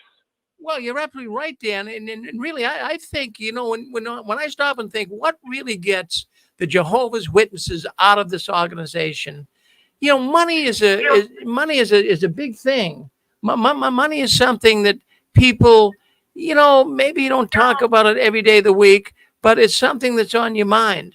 And when you see an organization that's squeezing you for every buck, and they're making billions of dollars, I mean, the money that this cult is accumulating is insane. It's insane wealth. And yet at the same time, they're telling their members to simplify their life. And they're also asking for children to donate their ice cream money to them. This is absurd. I can't believe it, Rick. And these apartments now, like you said, where you live, even out here in Boise, apartment used to be $700. Now they're $2,400. When the big exit came out of California, the apartments went up to over $2,000. How can these kids, these Jehovah's Witness kids with little trades and, and things like this, and cars that cost $30,000, $40,000, $60,000, how can they afford to just give Watchtower an endless supply of money? And it's being put on them, kind of like Borgie said, Jehovah says, you want to get into paradise. I mean, Rick, how low do you got to be to take the Bible and use it like that on people, to take the Bible and use death threats to get money? That is as low as it goes. Just think about, Rick, the Holy Bible, death threats find any scripture you can in there to scare these people into giving more. And I'm like you, Rick. I don't know how much more they can give. I think there's a breaking point. I know the people around here are very poor. I can tell by their clothes. I can tell by, just the way they're out there, the older clothes, older shoes, and they're just hanging on by a thread. And then to have Watchtower say, now Jehovah knows what you have. Do you have an extra home? Do you have a little lake home you go to? Do you have you got to honor Jehovah with your valuable things. What kind of pressure can these guys take before they break? So it's kind of a good thing, Rick. In a way, it's sad because some people will lose homes and kids will lose assets that should have went to them. And these kids don't have no assets today. There's no way to get ahead. There is no way. With the way this system is, there's no way for a young man to get ahead. You can't make $30, $40 an hour and get ahead. And so, you know what I'm saying? And then, like you say, Rick, to know Watchtower has stockpiled of money, millions and billions of money stockpiled. That is wrong. And nobody knows what they're doing, and they keep wanting more. Run for your life, man. Run for your life. Well, how can it, in fact, the question I'm even asking here at this point, they consider themselves a non-profit organization. Oh. How can you be a non-profit organization when you just set up an asset management company? I mean, that's something, it's in Ireland, which is tax-free, and a lot of stuff is hidden. And then they have a guy from UBS. That's a brokerage firm, big worldwide brokerage firm, trillions of dollars in assets. He just moved to work for the Watchtower asset management company. He knows all the angles, so they can hide all of this, and they can do it in the sense of nonprofit too. This is just appalling. Dan, I have to. They're wearing their diamonds and Rolex. Yeah, that's exactly right, and I hope that this can wake some of the witnesses up, because I'll tell you what, money is a big thing. Look at money. The way that I look at money is protection. How many homes can you have? How many cars can you drive? Really, when you stop and think about it, it's important to have money as a protection. You don't need all the big accoutrements of life just to be able to survive and live and have a good day and make it from day to day. But the Watchtower is doing more than that. They're telling the witnesses to, go light. Don't put your treasures here on earth, as we said earlier. But no, the Watchtower is doing just the opposite. Thank you, Dan. Always good to hear from you. Yeah. Okay, listen, we got to move. Go ahead, Amber. Yeah, go ahead. Yeah. And just that Kim and Mikey called them the global elite, like as if they knew what they were talking about. I'm like, oh my gosh. Anyway. Yeah. Hey, Rick. Yes. Go ahead. Yep. Rick, it's Zachary. Hi. Yeah. Rick, I can't believe you're on this subject. This week on Thursday, I started reading a book. It's like I almost didn't want to take it with me to work, but I thought while I'm, on the train, I'll read it. I'll start reading it and just go through it fast to see what's in it. The book I'm reading is Handbook of Alternative Assets. And it's just like, were you reading my mind or something? To find out they have an asset management firm, wow, or asset management part of them. I want to say what happened when I was serving at Bethl. When I went to Bethl, I had a business degree in my back pocket, or a couple of business degrees in my back pocket. And so I understood a balance sheet and all that stuff. I understood it really well. They gave out directories to all the Bethelites. And, I looked at the directory, and I could see that they had accounts payable. And I remember there were a big group of Bethelites they put in accounts payable, mostly sisters. And they also had something called cost accounting. Accounts payable, simply what you owe people. Cost accounting is where you figure out the cost, the true cost of that which you produce. So you're looking at direct costs, you're looking at indirect costs, you're looking at fixed costs and variable costs and semi-variable costs to figure out what it really costs to produce the book. Okay. So there are directories. Everybody has directories. And I'm looking at this directory, that I actually use too. And I thought, wait a minute, they don't have the whole balance sheet in this directory. I'm only seeing accounts payable and cost accounting in the directory. So I had a friend who was put on the 25 Columbia Heights desk, but that person, he worked at after work hours. So one night I called him and I asked him, I told him, I think that we got stuff missing in our directory. And I asked him about his directory. Now, the stuff I saw in ours, as I said, was accounts payable and cost accounting, which handles like cost accounting is purchases too, you know, purchasing material. All that stuff is on one side of the balance sheet. I wanted to know about the assets. And I said to him, I think your directory probably has something that the factory directory doesn't have. And I asked him, and he said, he was reading down the directory, and there was something in the directory that he had at the headquarters desk that wasn't in the rest of the directories. And it was something like a treasury department that would handle the asset side of the balance sheet. That would be investments. It could also be fixed assets. You know, fixed assets would be buildings and machinery, all that kind of stuff that you use year in and year out, not just cash. It would also have investment. And so I realized that that part of Bethl, they weren't just giving that phone number out to all the Bethelites even. So it's quite interesting that you're handling this information. And I think I'm not surprised that they have an asset management firm. Well, thank you, Zach, for agreeing with that. I mean, we can see it's all happening. Thank you for weighing in. Always good to hear from you, Zach. Thank you. All right, you're on 6 screens, JW World News. Dick, did you want to say something before we kind of get Vern on here? Go ahead. I just wanted to throw in, I mean, they have no shame. How does someone like a Jeffrey Jackson drive a new Bentley? They start about a $500,000 car. I mean, how can you do that? It doesn't bother his conscience that a lot of the money that he's taking in is kids giving their ice cream money. It doesn't bother him, and it doesn't bother these thieves, the 8 thieves that call themselves the governing body. I'm just really happy that 6 Screens is exploiting them and showing them for who they are, shining a bright light into the darkness of the Watchtower. Thank you, Rick.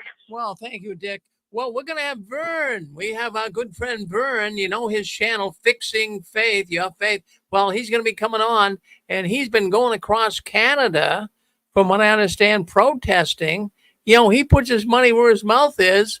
You know, I agree with protesting. You know, something's going to be done with this organization. They're out of control. They are out of control, and we have to keep exposing them, not only here on the 6 Screens, but all the other YouTubers as well. Let's bring Vern on right now. Let's talk to Vern. We all love Vern. Let's bring Vern on. There he is. Hello, Vern. Hello. How are you? Can you hear me? Well, we can hear you nice and clear as well. I mean, nice and loud as well. So we're glad you're with us. We're glad you're with us, Vern. I haven't seen you posting much. I was a little concerned about you. I was getting a little worried about you. Well, we took a month off, and we thought we'd go across Canada doing some protesting, and we took a little bit of a holiday. As you know, I've been at this channel for 2 straight years, every day putting out videos, and I needed a holiday. It was overdue, and boy, did I get my eyes. Did I wake up seeing what's going on in Canada? But with the Watchtower, it's interesting. Now, I did a bit of a summary. I haven't released this yet on my channel because my upload speed's so slow at night. It's wireless. Too many people are on the internet, so I'll do it tomorrow morning. But you'd be the first to see it on your channel. I did a summary of the whole Canadian tour I have the screen there. We could present it, and I talk all the way through it. So I give you a little tour of where I'm living right here in the shipping container as well. So we give you the All whole right. story, So why what we've kind so of been away and what's happening. can It's we about get 20 this up? minutes. So Can we get this up on yeah, the? it's right there. You just have to press present. Oh, okay. So I just hit this. There you And go. And we can stay on the screen or not, and I'll just play it. You ready to go? I would say, yeah. Now let's just, so this is your protest across Canada. You're Yeah, protesting it's a little. against the Watchtower. So Yeah, go ahead. Let's do it, Vern. I hope we can do yeah. the full 20 minutes. We'll see, but we'll kind of at least get 10 minutes in or so. Okay. Mhm. All right. Go ahead. Yep. Right. Okay, here it is.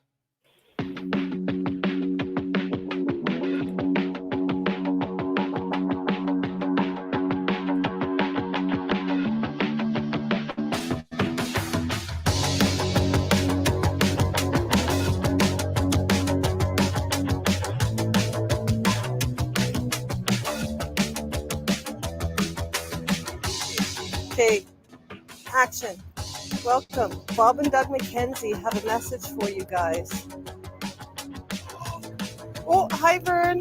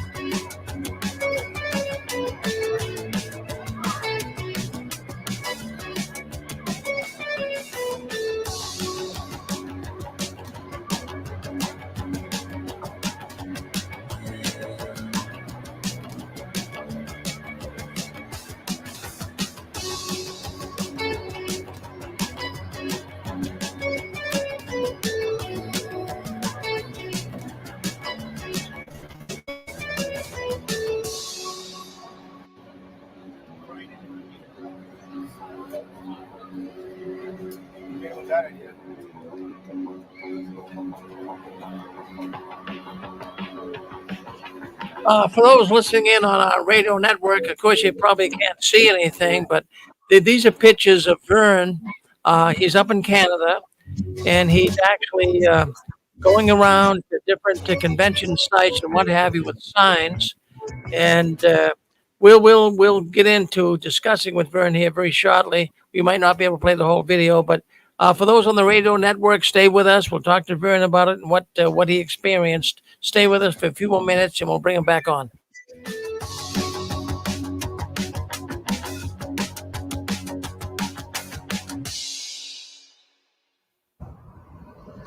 Welcome back. It is Tuesday, and we're flying out today.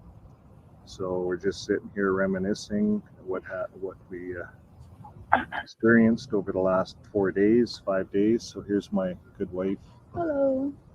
And what did you think you enjoyed most about the trip?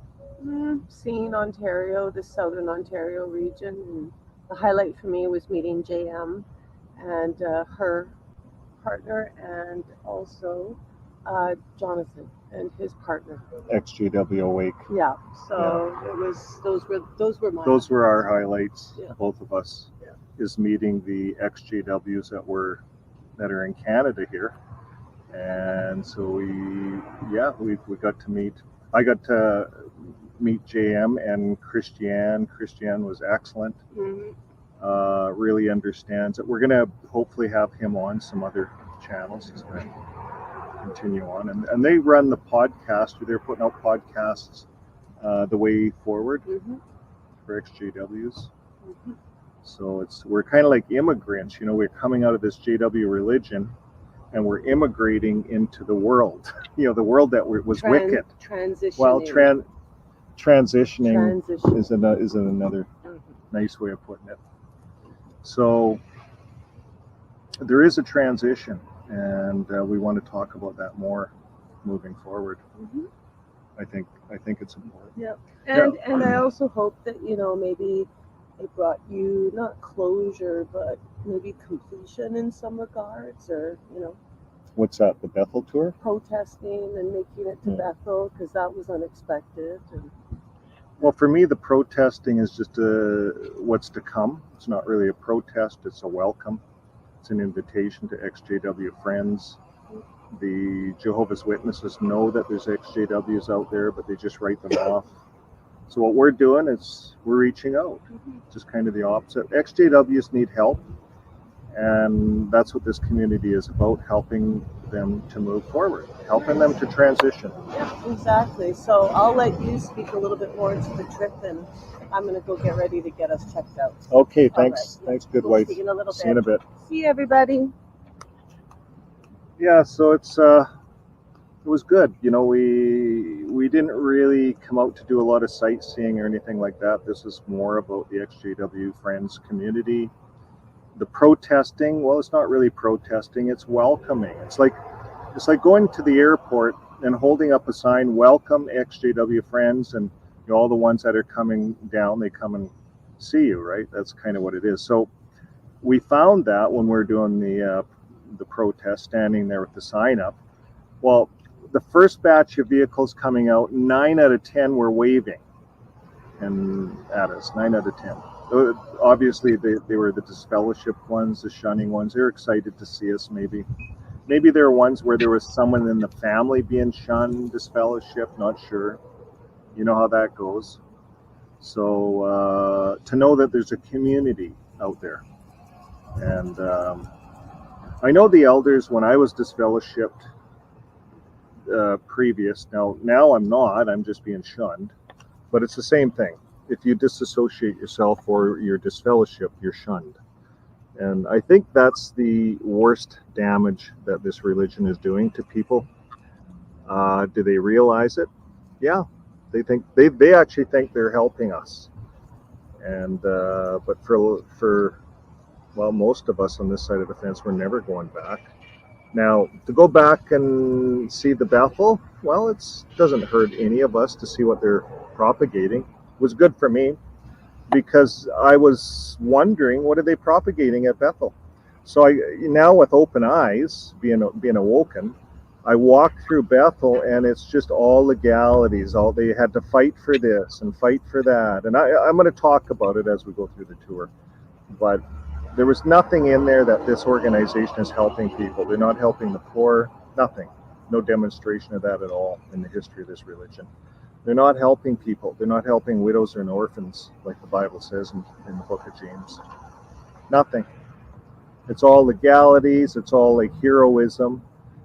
These two people stood up in school, and they're our heroes because they didn't salute the flag or something. You know, that's what this is about. This whole Bethl thing. So it really helps me to see and look at this religion with a lot of closure, realizing that I made the right choice. This isn't an organization that's helping people. So, you know, when they're bragging about, you know, so-and-so made a stand for the blood, well, in other words, so-and-so died because the governing body told them to die because that's how they read the scriptures. Death over life, that's not right. You know, we know that. When we get out, we realize these things. We realize that we were in a cult. And when we go through Bethl, you see them all bouncing around, you know, like the tour guide bouncing around with this big smile, bouncing around, you know, like just glazed, spellbound. And we got a little bit of that. I didn't want to videotape too much of them, but anyways, this was a good experience. It reaffirmed to me what I already know. Reaffirmed to me that you're never going to get closure with these guys. You're never going to get a meeting and have closure. These guys run from you. They knew I was there. The Bethl guy didn't talk to me. No one talked to me. They talked to the good wife. They knew who I was, I think, eventually. We kind of squeaked in last minute, different email. They brought us in. They let us tour, gave us a number. And what did we do? Nothing. We smiled and did the tour. You know, apostates are not bad people. We're not out there to do anything but help people. We're helping the brokenhearted come out of this religion. That's what we're helping. That they don't have to feel alone. People don't have to feel alone. There's some really good people out there. XJWs, and I think it's important that we do the meetups that even online. Oh, there's another plane. Toronto Airport, we have a video we're going to put out just on counting planes. And we were counting, we figured there's about 1,200 planes a day coming out of this place. So when we Googled it, it said over 1,000. That's one every minute pretty much. When you do the math, that's a lot of planes. So our hotel is right in the direct line of flight of the planes. So it's, we hear it all. But the hotel, inside the hotel, it's all concrete and you don't really hear it. Just outside, it's just a lot of noise pollution. My wife, she can hear all the electricity in the lines. I can sometimes if it's loud, but walking under it, but she hears it all over. And she couldn't live here. There's a lot of people. Lots of, right where we are, we're next to this building here. I don't know if you see it, but that's the immigrations. It's all, they immigrate 350,000 people a year into Canada. All comes through Toronto. And then there's people that help them to get into the system, you know, how to do resumes, how to go to work, things like that. It's all happening right here. Lots of people. Auto insurance is crazy, crazy expensive. It's like $400 a day to have an auto. Everyone drives, like right there, that's a new Tesla. Everyone drives all brand new vehicles. Lots of black vehicles. See that black vehicle? All fancy vehicles, just like that. No old vehicles like what I drive. I have not seen one old vehicle. Very few trucks. Like I have an old farm truck. So it's all like little sports car type vehicles like that. Lots of electric vehicles. I seen an electric Cadillac. That was a nice car. The guy was real proud. He showed us the inside. But anyways, I'm gonna bring this to a close. The highlights was meeting the XJW friends. I think it's important we keep doing this. I think the online presence is important. I think there's lots to learn. There's lots to learn about how we can better immigrate into the world. This world that we thought was wicked. Maybe some of us still feel it's wicked, but we have to, that's old mentality, old thinking, old Watchtower thinking. And I think we need to talk about that because it's it becomes a lonely journey for all of us if we hang on to that last moment, that last conversation. Maybe our mother or our parent is shunning us. Maybe we left the organization because we feel we did something wrong, we fornicated or something, and we feel worthless. You know, these are all things we have to talk about. Jesus didn't make anybody feel worthless. He stood up for the prostitutes that the Pharisees wanted to stone. And he told the Pharisees, he says, you guys, your father's the devil. He says to the prostitute, go your way. He loves people. Jesus does not hate people. So when I look at Jehovah's Witnesses, they are not Christ-like in that manner. They kick people out, ostracize them, disfellowship them, shun them for any reason. If you do not believe in dying over a blood transfusion, you are shunned. You're no longer one of them.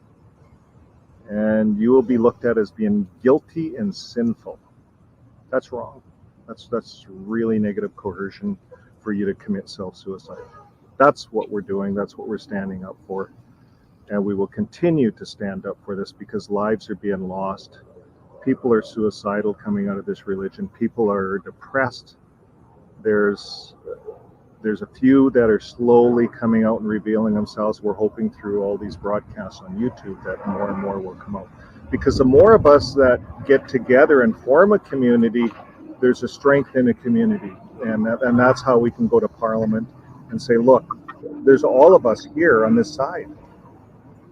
There's all of us. And if you haven't signed the petition yet, we have a petition in Canada here to bring this up in Parliament, talk about this. And we have a lot of signatures. We could use more. The more the merrier. It shows that we're a community. And so we invite all of you guys to come on and to our Wednesday night program. It's really where we do a lot of talk therapy with Joe and Fran taking the lead there. And that show goes for 4 hours a lot of nights, 3 to 4 hours. So there's a big time scan that you can get in on. You can come right on, talk, tell your story. That's what it's all about. Okay, folks, so we're going to catch our plane. We'll see you later. This is a great tour, great Canadian tour. This brings an end to our Canadian tour. We started the Canadian tour in Edmonton at the Coliseum, the big assembly. And we went to Onaway, when their little assembly hall. And then we went to Surrey, BC, to their assembly hall. And then we came back and flew out to Toronto here and took in the last day of the assembly. And the bonus was the Bethl tour. Apostates are welcome in Bethl. Just fill out the tour form. Go in, and video cameras are okay. I asked. I had my chest camera on. I said, I want to take some pictures. She said, yeah, by all means. It was really dark. The exhibits were dark. You should have a headlight.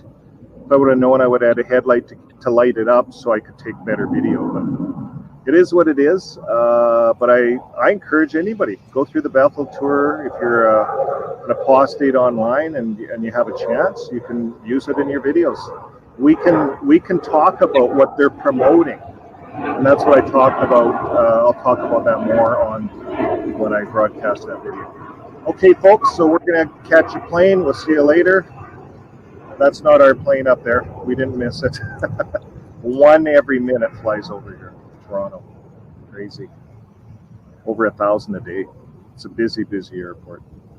Okay, folks, adios. Live your life with love. See you on the next video. Bye for now. Welcome back, friends. We made it. We flew. Well, there you go, Vern. You on with us? Yep.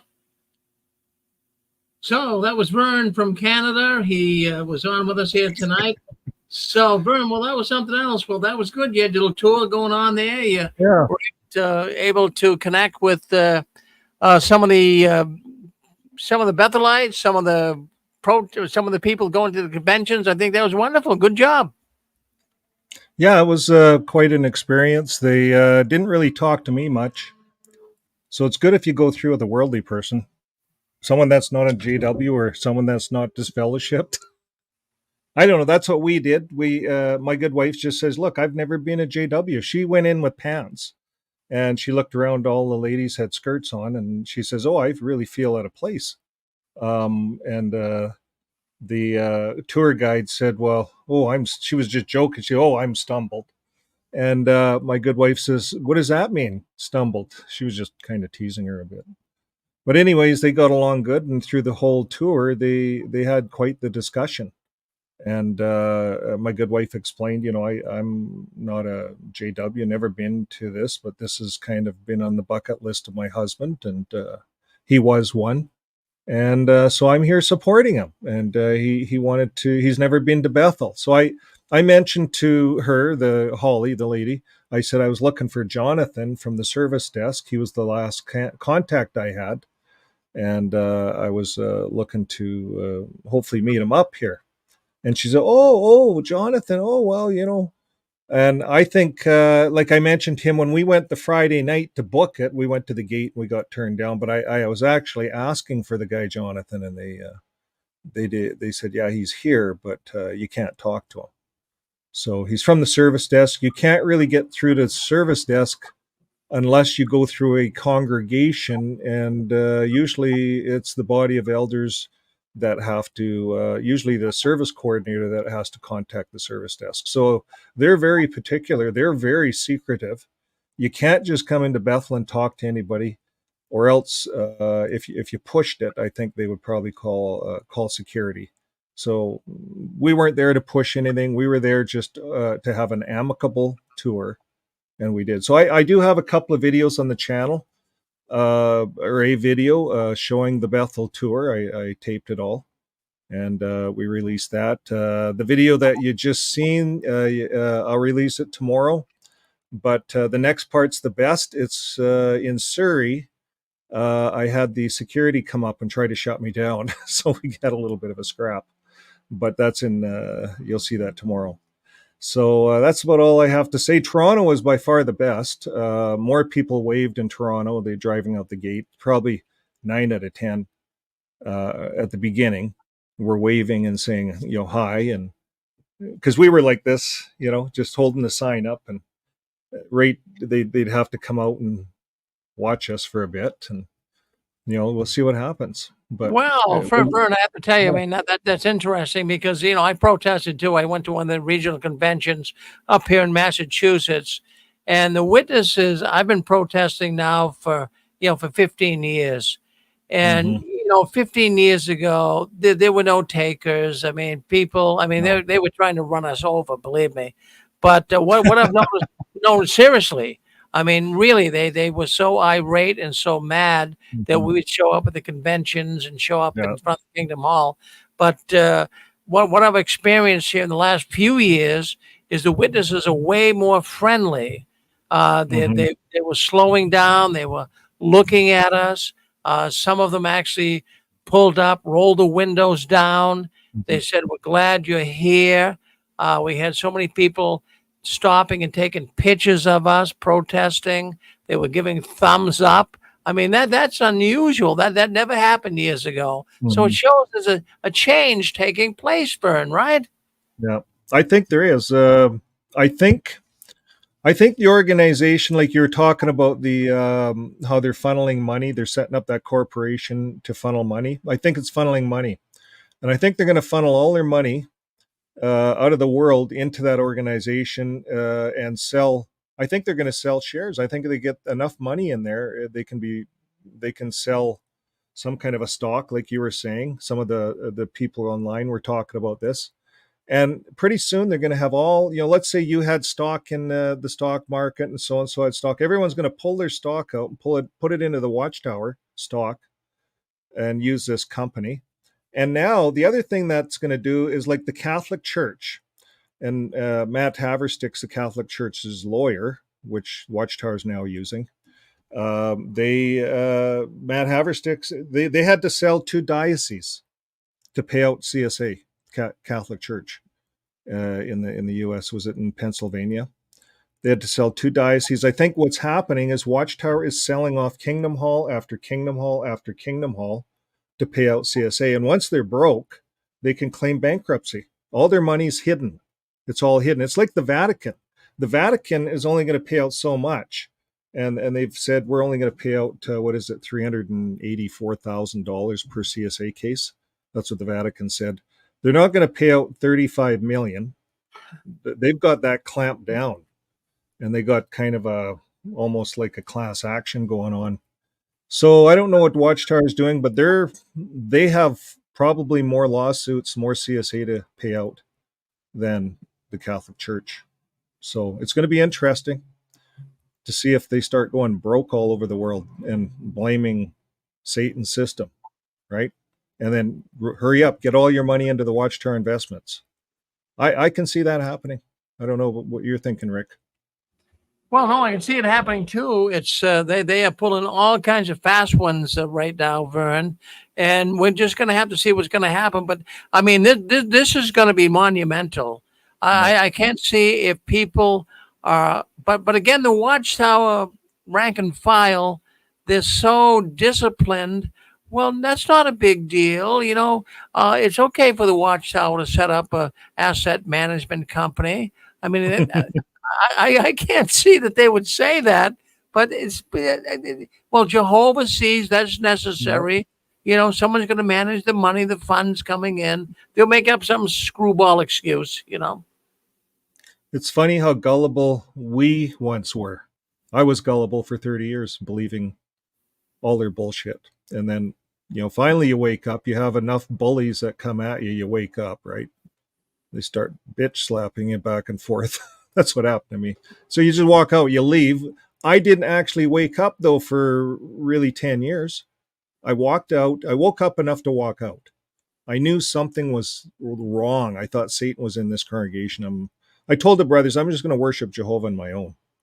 And I guess you can't do that. You're not allowed to do that. But anyways, I did it. Brothers came to see me and I kicked them out. I said, I'm worshiping Jehovah on my own. I sent the Bethl a letter and that's final.